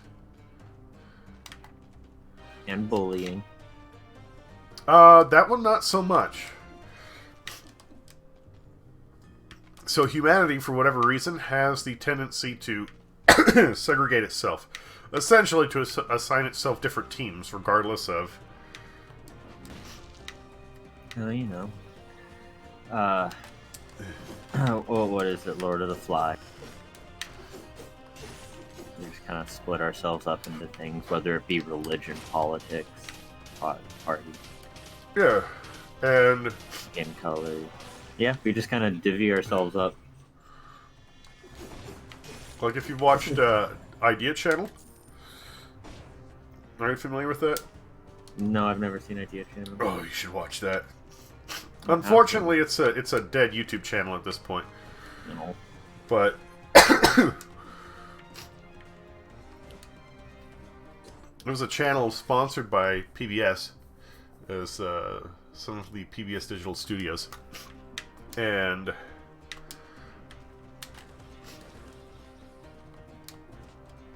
had some really interesting and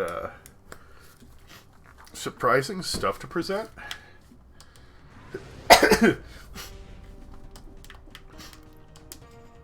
Actually, the one that brought me onto it was Homestuck, because they did a special on Homestuck and called it the Ulysses of the Internet.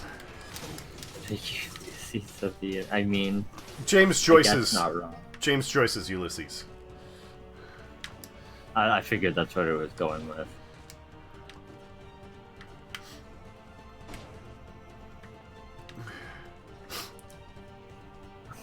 I'll have to check it out. So, they were talking about, in specific, how on Reddit they had this one thing, the button. Do you know about the Reddit button? No. So for a while on Reddit, they had this little sort of social experiment going where they had a button. And...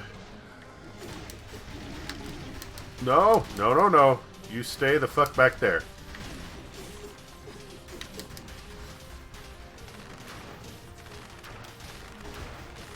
Okay. The button started off... if it was unpressed, it was gray. And you would see a timer count down. And the timer was how long it had been since the last person pressed the button.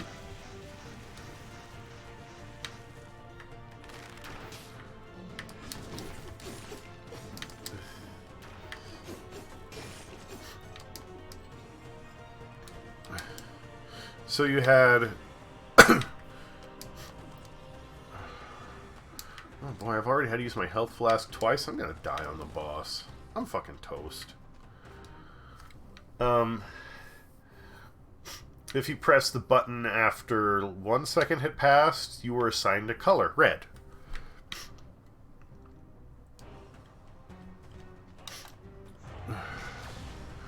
And this slowly shifted through the rainbow until you got purple, which was obtained if you pressed it at a minute or higher.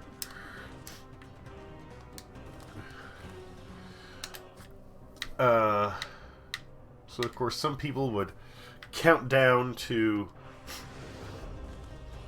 try and get as close as they could to getting the purple button press, but, you know, you might have somebody unlock it, like, right before you do, and then you get red. Oh, shit. The significance of this is once you press the button, you can never press it again. The color you got is now forever your color. Oh, shit. So you had tons of people who were in the red category, fewer orange, yellow, all the way up the rainbow until you had the royal purples. Or you had the people who never pressed it, and they stayed grays. I'm assuming that's me. I'm thinking I'm a gray. I have a Reddit account. Never really stayed on Reddit. Never was a Redditor. More was a 4chan. Never, like, I'll read stuff on Reddit once in a while, but did not participate. Oh, there's my team. What, the evil green clover? You know?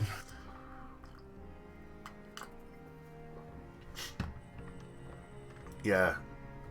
I was on 4chan a fair bit. And they can be awful, but they're not as awful as a lot of people would make them out to be. No, like a lot of people like made 4chan out to be like a nightmare. I'd be like, yeah, I mean, we know we're like the under scrotum of the internet, but I mean, they're not that bad.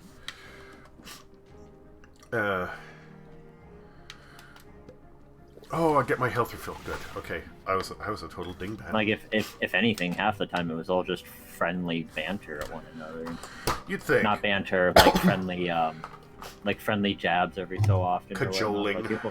Like people would think it was like super aggressive. It's like, no, it's just a different society in 4chan. There's a whole language.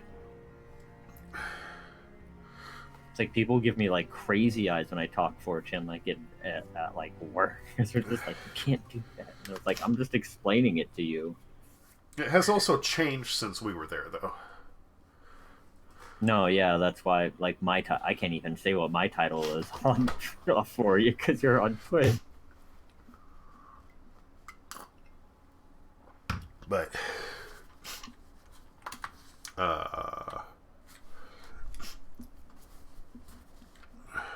yeah, Annan's not even a part of 4chan anymore, and they used to be a huge part of it. I digress.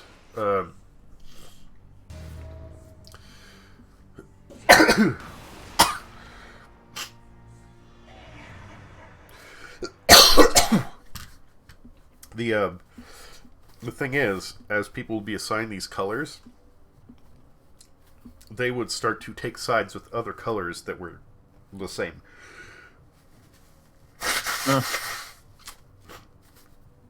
Essentially, whatever color they were given kind of became their tribe. And it seems to be the same thing with sports teams, whether it be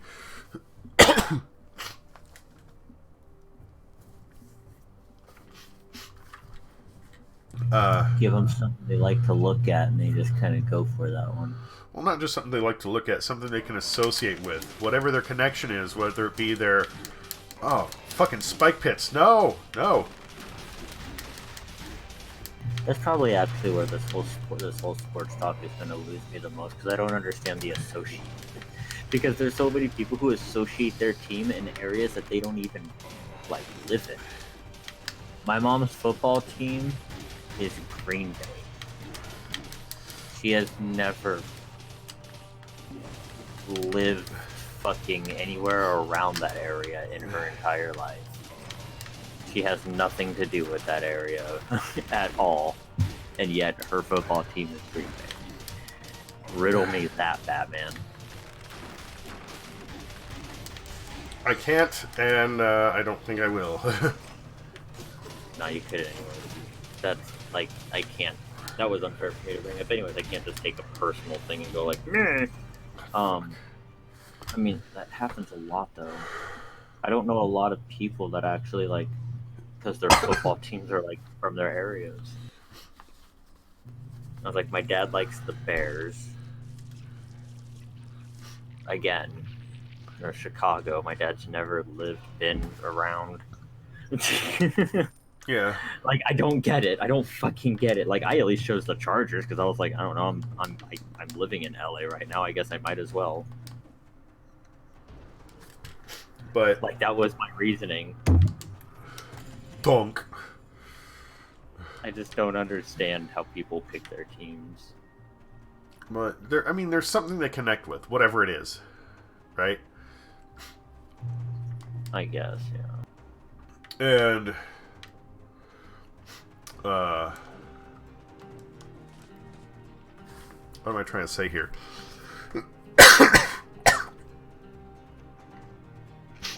That gives them something to rally behind, to identify with, and to identify opponents, targets. Because that's the thing that so many people forget is, like, so often there's not a good guy and a bad guy, there's just problems to solve. But everybody wants to be a hero, everybody wants to figure out who's the villain, and it's a lot easier, again, for somebody to just... Oh yeah, everybody needs a villain. To just label somebody the bad guy and say, I'm doing the right thing, than it is for them to go, oh, you know what, it's a little bit harder than that. Maybe we need to figure out a problem as opposed to blindly, you know, rage at someone or something. You have to sit there and go, maybe the real villain is the person in the mirror. So...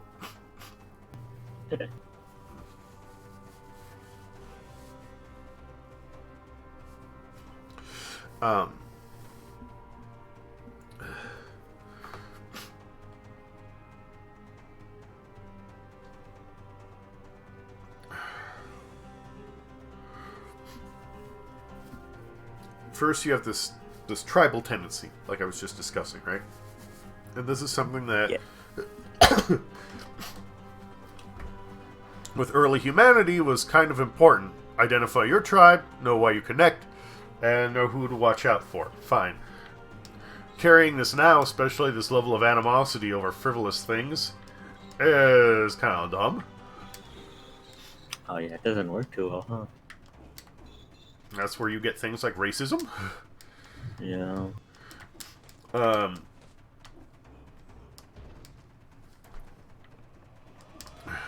Then you have the other thing in this is shit, I don't remember what it's called. I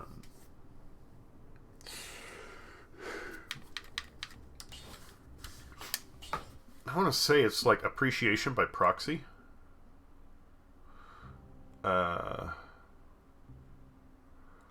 Or accomplishment by proxy. goes.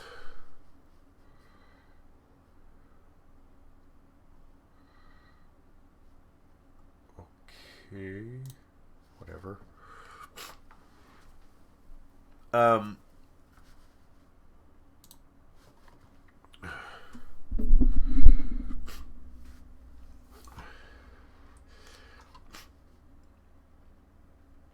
So you might watch something like, I don't know,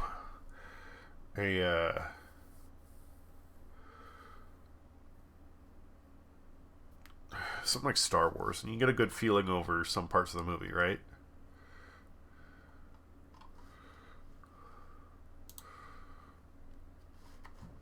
But then you realize that that's what it is. It's a movie, and it's just kind of cool. But some people, whatever it is with sports specifically, when they watch somebody do an accomplishment like kick a field goal or get a home run, the signals in the brain actually are replicated as though they themselves had done the accomplishment when they're watching somebody from their team do it. And that also goes back to the whole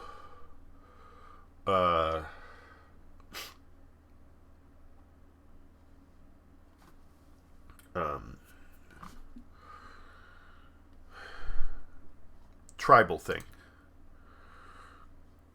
Essentially, we have all this old software left in our brains that people continue to run on that serves no purpose at this point.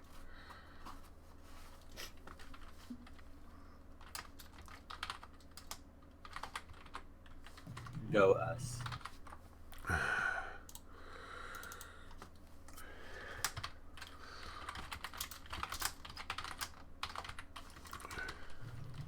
Man, I'm so pissed I gotta work tomorrow. I'm sorry, man. Here I am supposed to be enjoying at least some time off, and I'm like, oh, I get to have the fake time off. Because I work graveyard, so, I mean, I didn't actually have today off, because I worked well into this morning, let me tell you.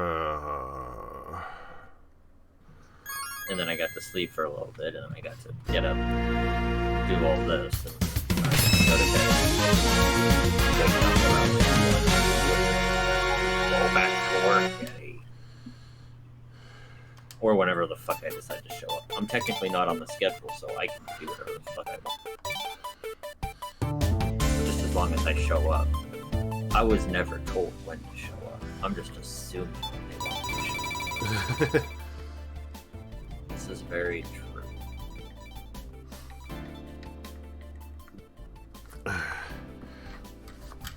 I mean, it's nice that you have that. So, this is one of those situations where they know that I'm one of those employees that understands that at the moment I'm God.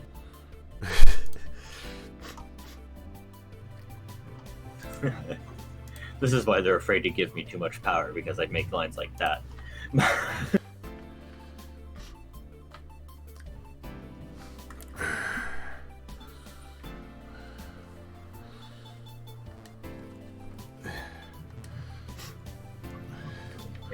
So you can at least wait until the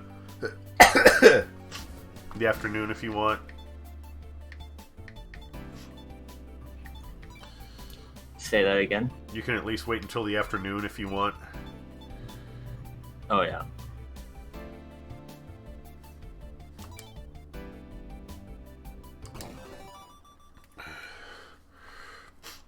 Well, that's nice.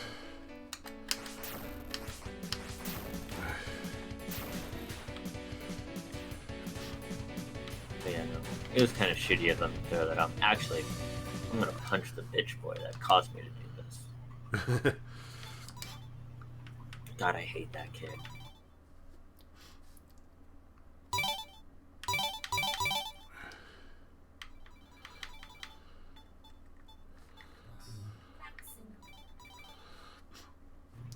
Was it just somebody deciding they wanted to play hooky or what? No, it's a case of them deciding that they just don't feel like they can do mornings. Not that they They can't, it's that they don't want to.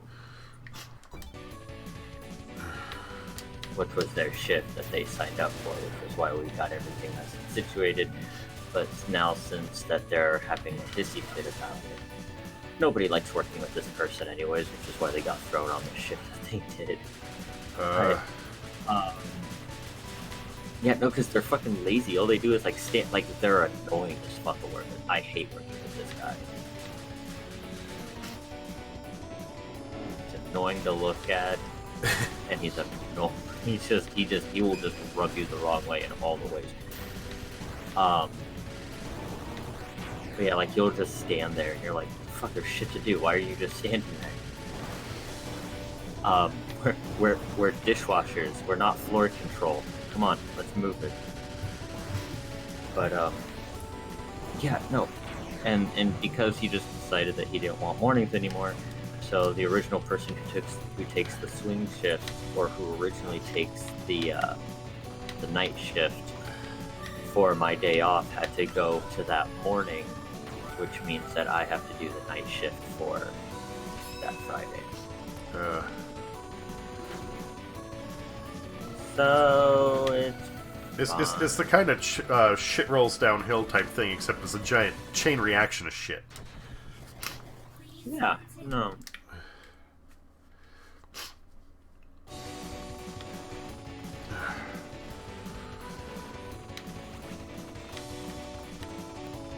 It's just horrifically annoying. It's just what? It's just horrifically annoying. Like, this kid is so much a pain in the ass. Like, I don't even fucking care what the hell he does, just as long as he gets the fuck out of my face when I show up at the store. He always tries to give me the whole, like, anything I can do for you? I just tell him to go. I was like, I'm so done working with him. Anything I can do? Yeah, stay out of my way. Stay out of my way, go home, resign, like, I don't care, just go. No, he's fucking annoying.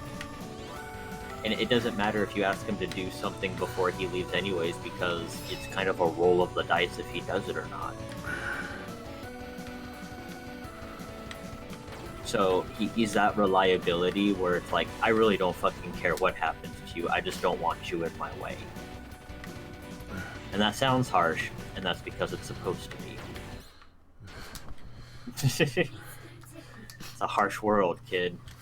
Fucking get out of your parents' house. Yeah. Sometimes people just gotta learn the hard way, and you know, maybe he's making that journey now. Huh. Maybe, I don't know.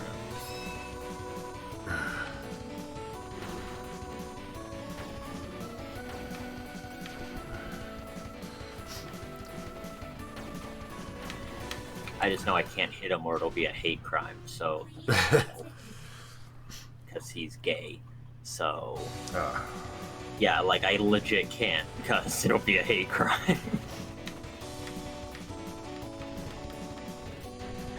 It's just like, God, I just want to hit you so hard. Like, all I wanted was a day off this fucking time around, because I didn't get one last week. I actually didn't get one the week before either, from the holidays. I just really wanted some time off to just cool my jets. And I didn't get it. Because of this fucker. So I'm sure you can understand my anger. Yeah? I'm very tired. I'm very exhausted. I've been having to legit pull myself to stream anything.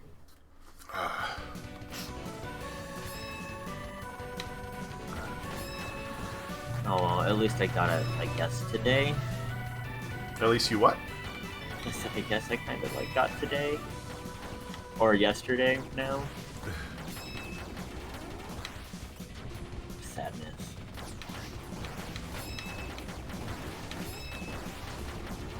When you got it, you mean like to stream, or like a day off, or what? Yeah, like I got today to just not go to work.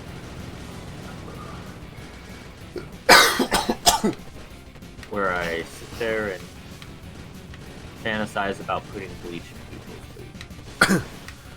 I wouldn't actually do it. But you can fantasize about it. That would be... Yeah, you can fantasize about it. That's the cool thing about the human mind. And then... You don't know what the fuck went on in there. And, you know, it doesn't matter anyway, like... Oh, pardon me. People taste it, you know. It doesn't work. Don't work. Yeah, it's really hard to put bleach into anything. Oh no, it's easy to put bleach into anything, but to, you know, get somebody to imbibe it after the fact, that's a different story. Oh, yeah.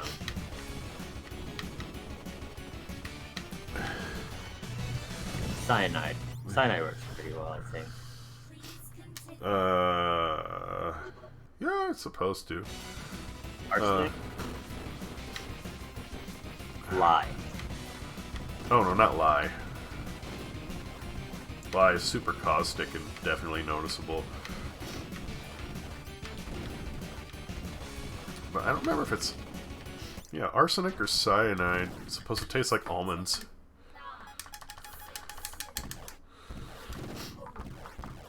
Is that arsenic? Because there's like arsenic in almonds. Yeah, I think that's it. There's arsenic in almonds and... Actually, what is it? You eat like 22 apples and you die of... You can get arsenic poisoning? Like, you could, but like, that's... yeah, you know, like in rapid succession, back-to-back 22 apples and you'll actually get arsenic poisoning. Again, you could, but the thing is that it's all in the seeds. You have to eat the seeds. And if you literally eat 22 apples, I tell you, you're going to have so much fiber going through you. You're going to poop it all out. It's not going to have time to take effect.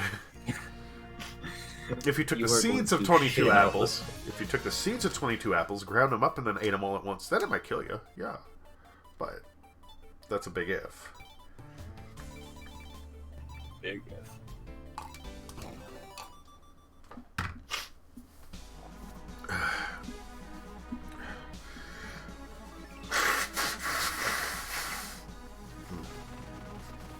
It's always weird to I have to answer that question. I've had my mom ask me, like, if you could OD on THC, and that's a very yes and no answer. It's like, technically, yeah, just like how you can OD on milk. But unlike ODing on milk, it takes a lot more effort to a point to where no one has ever done it before in all of human history. No one has been able to OD on marijuana. So, is it possible? Yeah. It's just astronomically impossible to do so. Yeah. Well, when you say overdose, do you mean, like, to where it makes you sick, or to where it causes, like, serious harm? No, to where, like, you can act, like it causes serious harm. Okay. To livelihood. Like, it's something like, what is it, like 20, like, it's like the equivalent of, like, 22,000 joints or something like that. 2,400 joints. And it would have to be all in, like, continual succession. And somewhere in between that, not nap, not need to eat.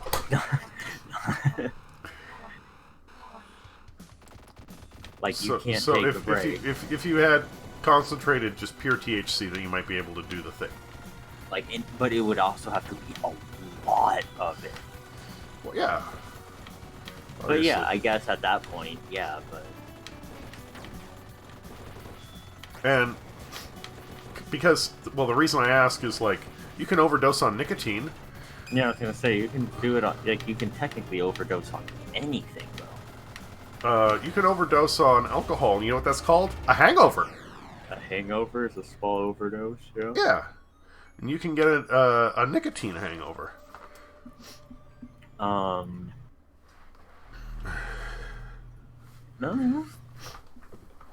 I've had them, they suck. Won't make you sick, but one of the worst headaches I've ever had.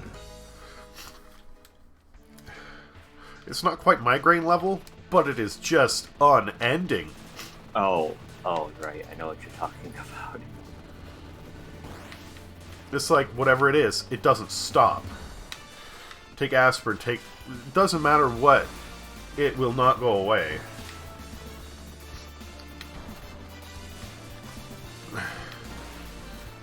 And I did some homework, and I found out the big reason for this, nicotine headache is actually primarily caused by, well, nicotine, like most drugs, drain the body of something, right? That's where many of the negative side effects come from. Alcohol is vitamins B and C. This is why a good cure for a hangover is a Bloody Mary. It goes and replenishes many of the vitamins that you lost with the tomato juice. Plus, started breaking up. What was that? Huh? I said you started breaking up there. Oh, sorry. A Bloody Mary is kind of the perfect hangover cure because the tomato juice replenishes the vitamins B and C that you lose when you're drinking.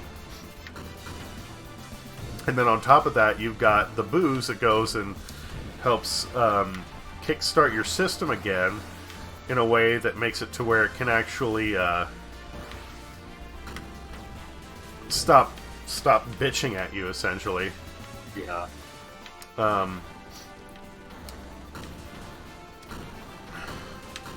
Well, with nicotine, it's vitamin D that gets depleted. How do you fucking get that bad? Huh? I said, how do you get that bad? Just hang out in the sun? Or you take supplements. Most milk now has vitamin D in it. Good thing I'm a milk drinker.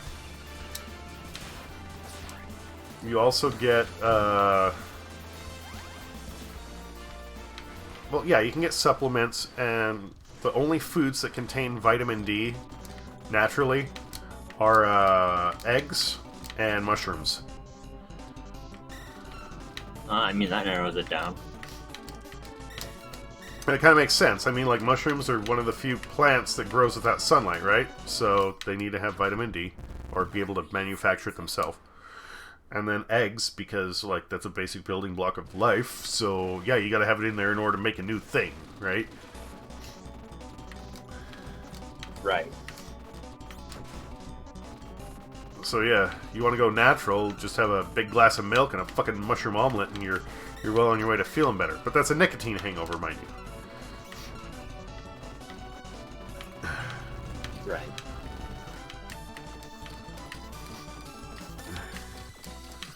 You want to feel better with a, alcohol hangover. You don't like tomatoes. The next best thing is orange carrot juice.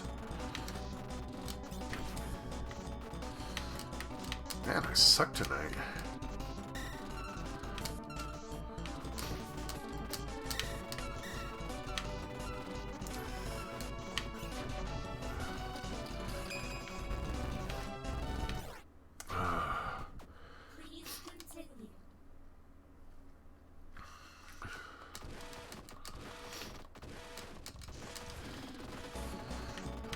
Oh, here's a fun one.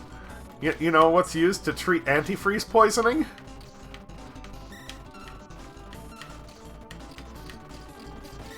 Oh, antifreeze? Yeah. No. Like, if somebody drinks antifreeze, you know, do you know what is used to undo that? What? Alcohol. The fuck?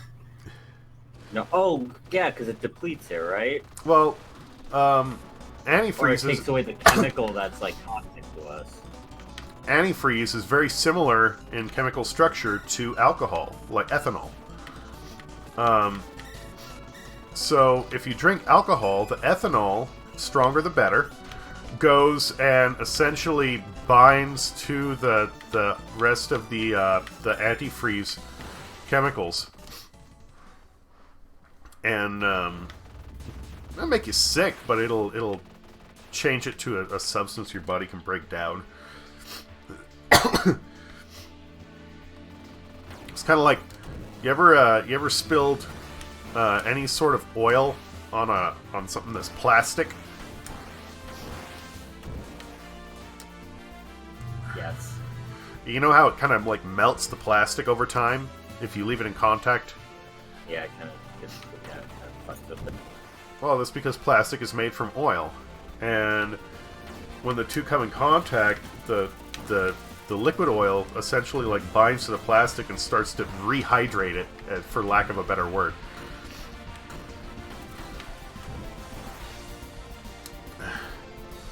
Oh shit. Really dumb analogy, but that's the best I can come up with to try and explain No, I mean, this. it makes sense. And it's that same sort of concept on how it works with antifreeze. Oh, it's like when I'm washing dishes. Usually, it's easier to wash off the water-based stuff with water. Yeah. Because it mixes with the water you use. Yeah. And there's a reason that oil and grease doesn't wash off well with water, because it doesn't bind together. But the soap binds to the grease and makes it separate from anything that's attached to. Oh, it's a good stuff.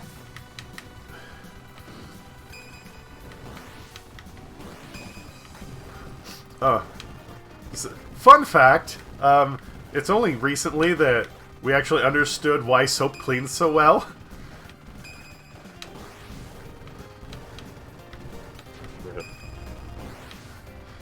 Just recently? Yeah, like within the last year. Oh shit. Soap has a chemical structure that is, one end is hydrophobic and the other is hydrophilic. So the ones that want to avoid water, the molecules clump together and kind of like all put their asses together and their heads outwards. Oh, right. I remember going. I was watching this. What was it? A few months ago, I was watching this thing on like what people used to wash themselves like over the ages. And one of it was like the beginning stages of soap. And they actually went into properties of soap. Like everything you're saying, it's like clicking on that whole thing. And I was like, holy shit, what a smart move those peasants made. Well, there's this one I watched called Modern History, and they used to wash their hands with ashes. That was a smart one too.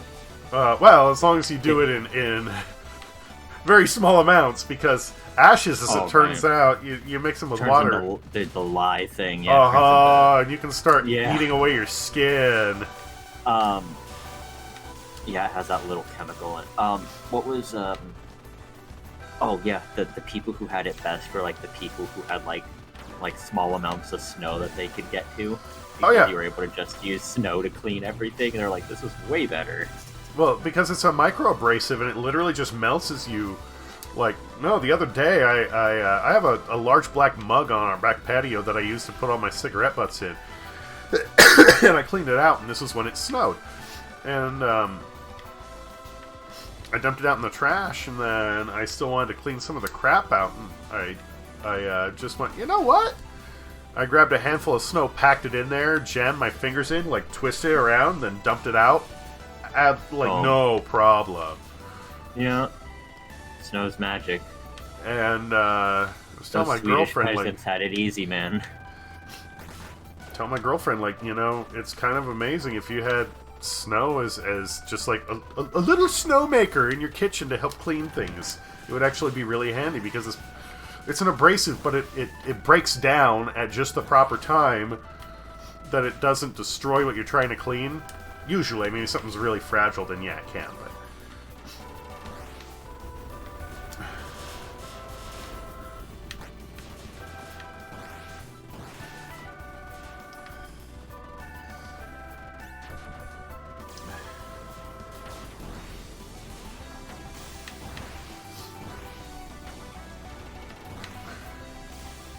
regardless, it's kind of awesome.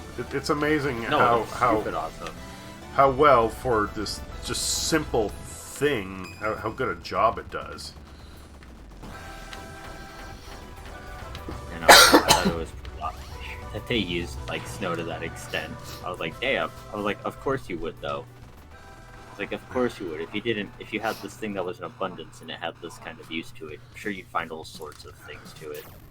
This is a time when you'd get bored enough, you'd find shit to do things with. Well, you don't just... It isn't just bored enough, it's actually quite the opposite. Or, like, even just needing to figure shit out. Yeah. You barely got enough time in the wow, day. I need to get this nail in, but I don't seem to have a hammer around me. But I do have this really hard thing that I can use. It's all about making shit work. Yeah, it's all about making shit.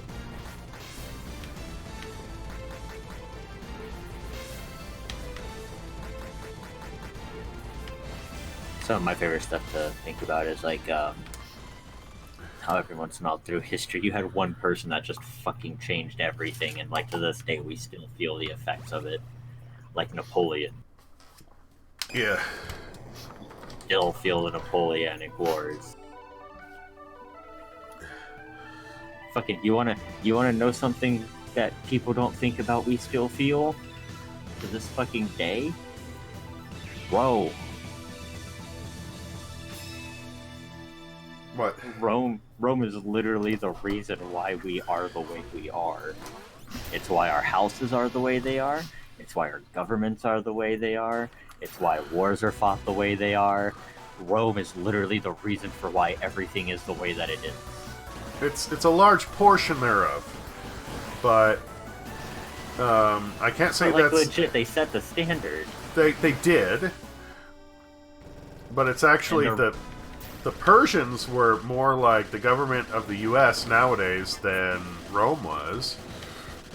But we still took the structure of Rome. Yeah, a republic. Even our not even I'm not even just talking government, Alex. I'm talking just like how our structures are. Oh, architecture. We took we still see the effects of Rome around us to this day.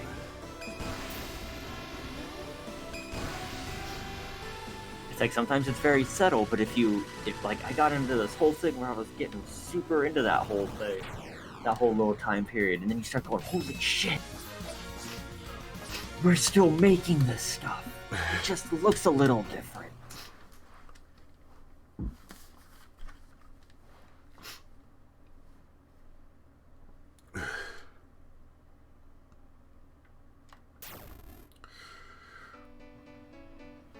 I don't know, I just think it's kind of amazing. It's like you don't think about it, but it's like, no, we still... I was like, when Rome fell, it left such an echo that the kingdoms that later came from it followed in its almost direct footsteps, but then our societies from those kingdoms end up coming from now, so we're still the echo of Rome. We're still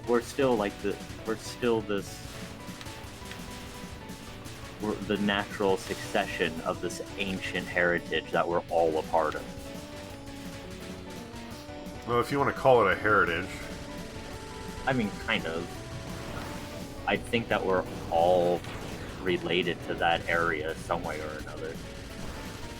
Not necessarily. I mean, it might influence culture, but it doesn't mean you're literally related to it. I mean, it kind of went up... for like a really long time, you were either Rome or Carthage.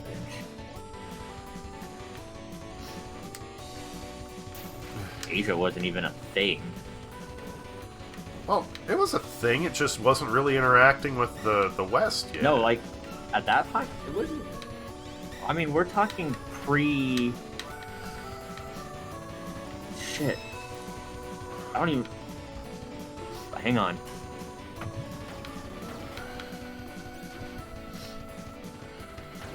Pretty sure this was before that migration. Like, Asia literally was not a thing yet. That migration yet to happen. You still had peoples in Asia. You had peoples in Asia long ago. But if you don't have enough, does it count? Because if we're talking about, because I'm talking about Rome and Carthage, which were the first empires, like they were the trendsetters. And they eventually got into a war, and the winner of that war was going to be what the world would turn into. And Rome was the winner of that war. And even Asia shows the same structures of Rome. Yeah, you can find plenty of videos on it. It's kind of cool. I see it more amazing. Stop trying to make it not amazing. Stop. I'm not trying to make it not amazing. It's there. It looks different in all the different places of the world, but everywhere in the world they follow the same structures. It's fucking crazy. Yes, the agriculture, you know, it looks a little different. Like, sure, the roofs in China are a little bit different than the roofs in America. Sure. But the homes are still structured pretty much the fucking same. Like, the overall theme of it. It all derives from the one ancient empire that it all came from, right? Because when it fell, all the people then migrated all over the damn place. Shit. That's a lot of the story of the Jewish people. Once Rome fell, the Jewish people, like, lost that little identity they had. I don't know. That's where that sucked for them, because they pretty much only existed within that society. Much how, like, Mormonism can only exist within America. You get what I'm saying? It's like if America collapsed, Mormons become this weird kind of, like, not, like, considered maybe one of the main religions, but not considered one of the main religions. You know what I mean? Yeah, people without a nation. But yeah, that's what happened to the Jewish people. And that set that whole thing.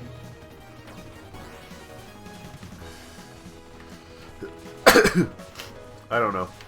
I'll need to look some of that up.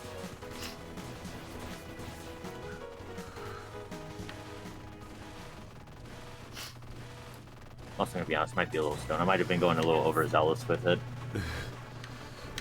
But I remember it going very much into detail all over the place on how it was kind of cool. Because of all the migration everywhere, and everybody knew what the popular trend was, so why not? Well, like, if you're talking Western world, and even Middle Eastern, Central, whatever you want to call it, Rome had essentially all of Europe and the beginnings of the Middle East. Some limited to the you know, the top of Africa. It's obviously Egypt, such. But when you're talking about empires, I mean, keep in mind, Alexander the Great predated Rome, because the Library of Alexandria was destroyed by I don't know if it was Caesar or one of the other. It was the Huns. Huh? No. The Romans went in and they were trying to grab the city, and in order to take control of it... that's right, and they weren't supposed to, like, burn the fucking thing down, and they did. Yeah. That's right. Okay, I remember this. That's right, because they were going in specifically because of the library. And they just totally, you know, here's the one thing we want to capture. We blew it up. What?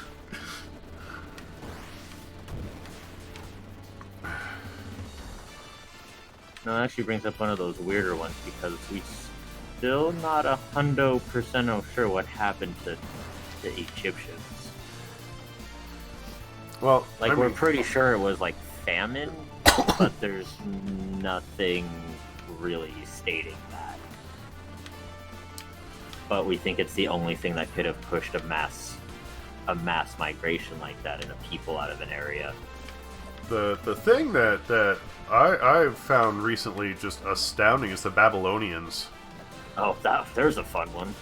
Like, they had technology that was not going to show up again for millennia. Another 1,000 years, yeah. And it's like, how? They had technology, they had math, they had all these... cogs. They had machinery. Oh, you look at the decorations of their buildings. They have sand reliefs carved out of the side of the buildings, but they aren't carved. They're so accurate. They look like they're molded. And you would not see art or anything like this for so long. Dude, they were so full of themselves, they sunk. There's a laugh. There was... my girlfriend was watching this show, and it was... I think it's on... I don't know if it's on Netflix or if it's on Amazon Prime. But it's an Ancient Aliens type thing. Essentially, like... they did a breakdown on the Babylonians. And then they...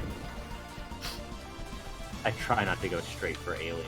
I know. I don't really either. Try not to. Oh, hey there, King Mexico. How's it going? Yeah, no, I try not to jump to that either, but... Hey, King, how you doing?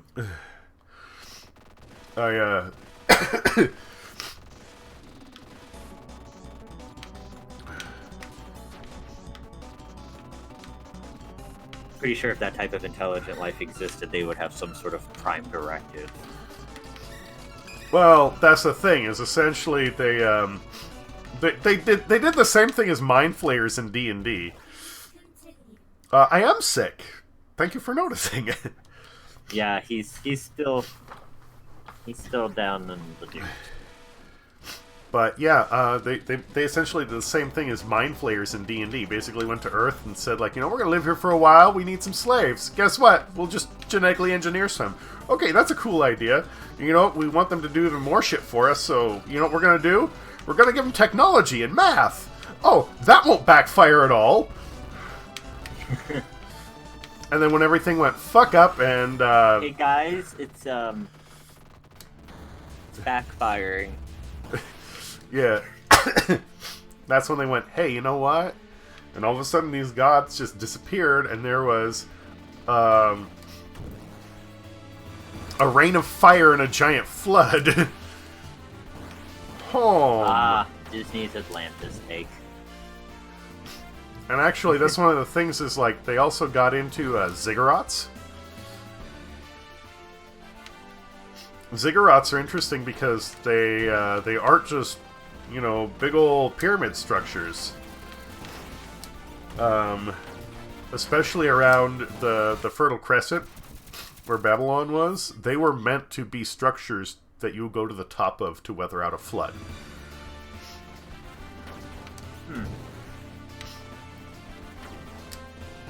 What happened? Huh?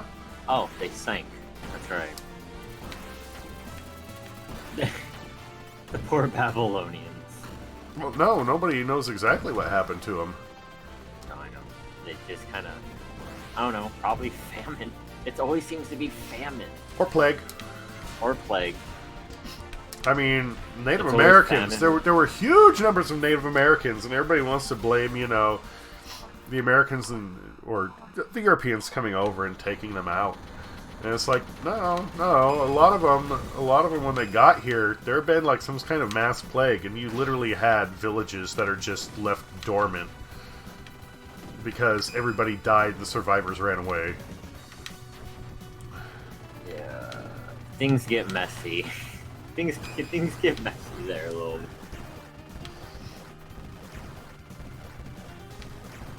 What's history full of? Bodies! I mean, so are office buildings, but those ones are still moving. Those are still moving. History is full of blood and tears. The occasional shiny moment of hope, but mostly blood and tears. And sex. And sex. So much sexual fluid. That causes a lot of fucking problems, let me tell you. The choice of adjective. Fucking you end up creating motherfuckers like Nero. Of course, he's more of a study of, like, this is why the succession ruling doesn't work, because what if it runs into someone who just doesn't fucking want it? Yeah. he treated Nero is known to be one of the most ruthless emperors, and now it's actually more seen as like, he never wanted it. He never wanted to do it. It's very much seen that like he had to throw away what he actually wanted to do because he had to be emperor because of just some family succession bullshit that ended up happening. And he ended up murdering like a bunch of people, and he just kind of went, who fucking cares? You want to be emperor? Fine, I'm the goddamn emperor. Shove it up your butt. That's kind of how that went. It was like, alright, I guess I'm emperor now. You're all gonna regret the fuck out of this. And they did. Though he did do some pretty cool shit. Like all the terrible leaders. They're never quite as black as they think they are. Or as black and white as the whole scenario is. Some of them do some pretty cool shit with the right intentions, and some of them, not so great action. Genocides happen a lot more than we were taught in school. Oh yeah. Like, that was something I was surprised by. I remember for the longest time I thought the Holocaust was like the only genocide, and then I learned about the Armenians. You learn just holy shit. The Native Americans. Well, I feel like we don't make that a bigger deal than it is. Well, and I think part of the reason there is they don't want to normalize it, because if you say, hey, this happened a lot, then people go, people just hate people, okay. No. So it's always weird, too, when people say, like, things like, oh, it happened so long ago. It's like, not really, it's still happening right now. Did nobody pay attention to the shit going on in, like, North Dakota? That shit was happening as we were talking about it. Come on. So I've started watching some of these like stories of Reddit videos, and one of them was craziest stories from a school. I guess they had this transfer student from Nigeria, and like wasn't a big deal, whatever.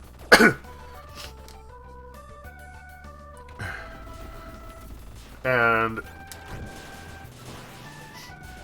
they're going through their day, and a fire alarm goes off during lunch, so everybody like gets to their assigned wherever, and it's like, they're trying to check in and go like, well, where's this dude? And they can't find him for like an hour and a half thereafter. Finally, somebody hears like soft sobbing coming from behind one of the vending machines. The dude's curled up back there crying, and everybody's like, hey buddy, what you doing? So after a long and drawn-out conversation, turns out the fire alarm was the same tone that would signal an incoming gang for ethnic cleansing in his town. Oh my Jesus. Motherfucker was scared because he was afraid that marauders were going to come through and try and, eradicate him. Oh my God. And then they had to sit him down and say, like, no, you're okay. We don't do that here. That's not a thing anymore. Or at least here.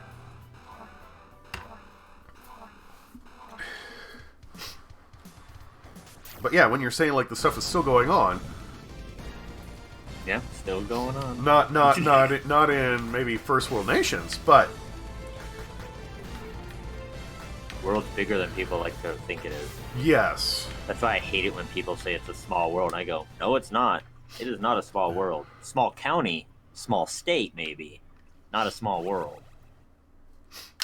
And there are certain coincidences that happen to line up surprisingly well, but... Yeah. Like, people go missing all the time. Don't tell me it's a small world. If it was small, that wouldn't be so much of an issue.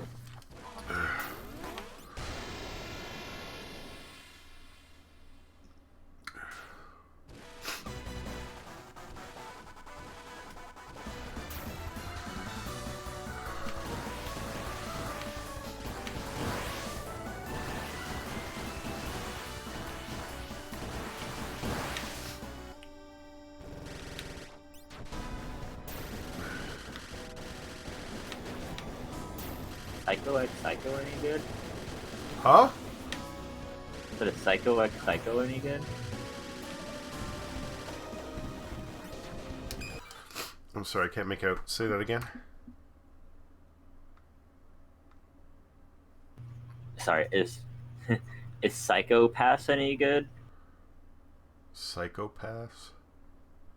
Yeah, anime. I am not familiar with it. No. We'll find out.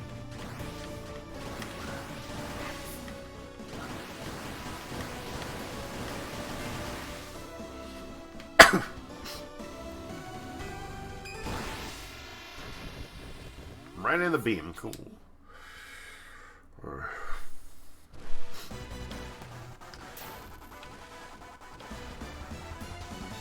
Guess I've only got a couple more tries anyway, so I think that's going to be it, and then I have to wrap it up for the night and try to get some sleep. I was pretty sad to see that Michael Moore released like another documentary, and I heard like nothing about it. I generally like his shit.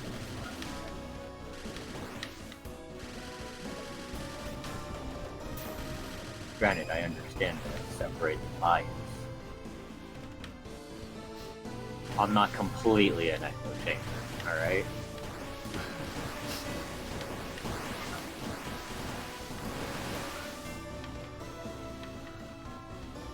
But he's generally dead on in what he said in his message.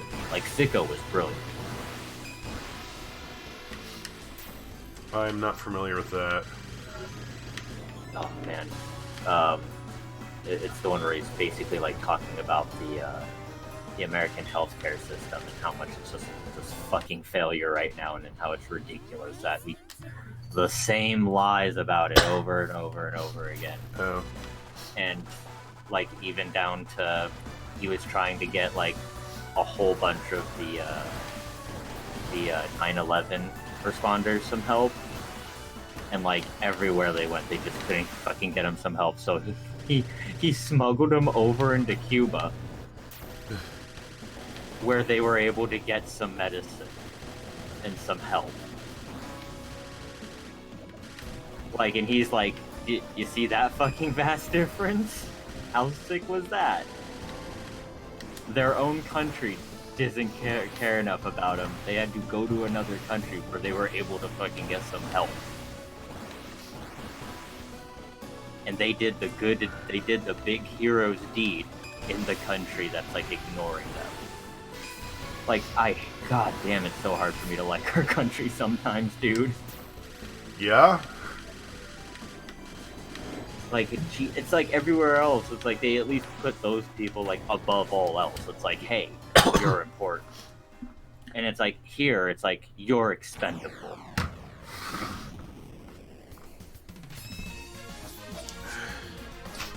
Actually, it's cheaper to pay for the new guy's training than for your tenure. Yeah. Like, it's stupid, dude. Oh man, it's so hard to be an American sometimes.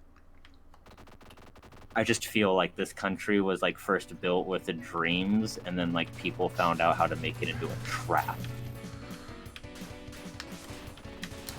And that's all we live in right now, is just a giant trap. And all we're trying to do is just fucking fight it open a little bit. Well, there's this It just won't.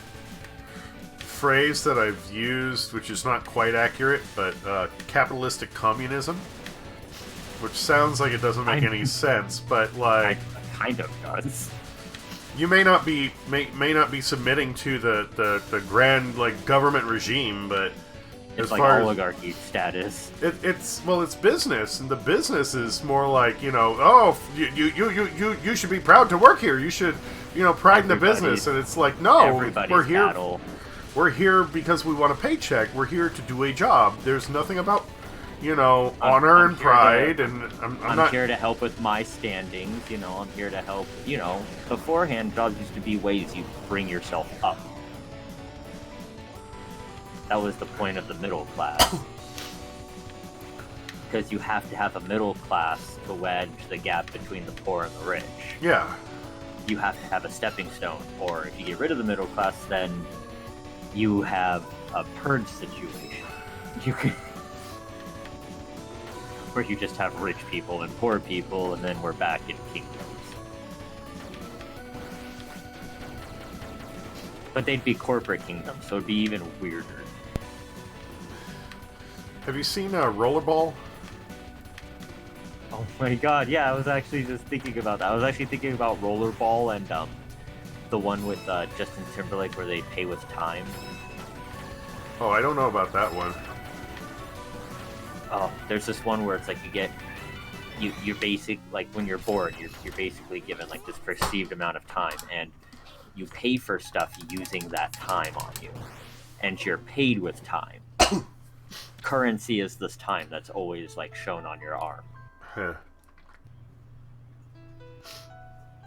It's actually kind of horrifying, but yeah, no, it shows like because like the rich people can GG man, because the rich people can afford all the time that they want, and the poor people are like living like literally like 24 hours by 24 hours.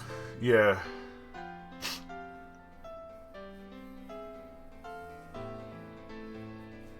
I can't remember the name of that movie. Anyway, it's actually a pretty interesting concept. I don't remember if it was really cheesy or not. There's a So game. forgive me if you watch it and it's weird, but remember it's being cool. There's a game I want to get my hands on. It's called 1980X, I believe.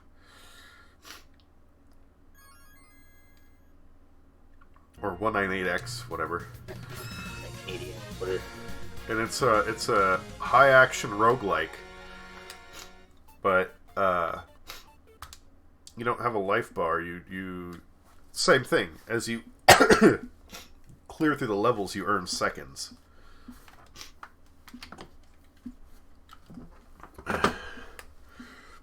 There's another one that I played a long while back. When I say a long while, I mean in comparison of like when I've been streaming. But it's called Assault Android Cactus. And your character does not have health. I mean, they kind of have a health bar. They have a battery meter. And as you play the game, and they take damage, the battery meter just continues to tick down. It's a timer. Take enough damage, you get incapacitated for a while. And when you get incapacitated, you lose all the damage multipliers for your weapon. So... Oh, well, thank you, dude. Yes, that's the game I was talking about. Holy shit. It's $10. Why not? I got it, and I got bills paid. But Assault Android Cactus, you can pick up extra batteries while you're going through the level. Is it in time?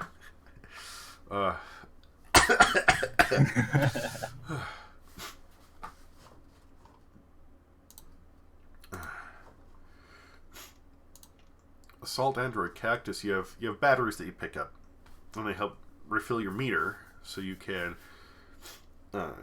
continue going. And essentially, whenever you get downed, you lose seconds for the time you're down, plus your weapon damage gets reset. So the only thing you have to lose when you take damage is setbacks. But if you're not fast enough, your timer's still going to run out. And that's what'll kill you. Ah, the fun death.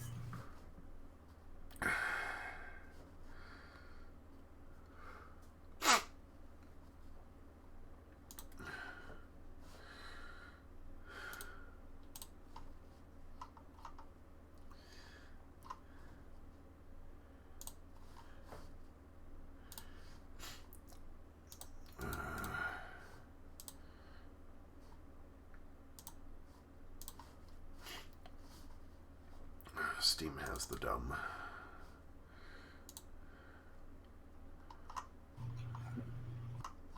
Nuh-uh. Huh? I said, nah. Steam never is dumb. Steam's always got it together. I can't even fucking say that with a straight face. Have a good night, my dude. You take care, King Mexico. Thanks for stopping by. Hope it was an entertaining evening. I'm about to turn in myself. So. Yeah, I hope I'm able to stream soon. I'm gonna try and stream tomorrow if I can get home early. So I'll probably be starting a show around like 2, 3 a.m. 4 a.m. We'll see what happens. We'll see what happens. We'll see how much I hate myself.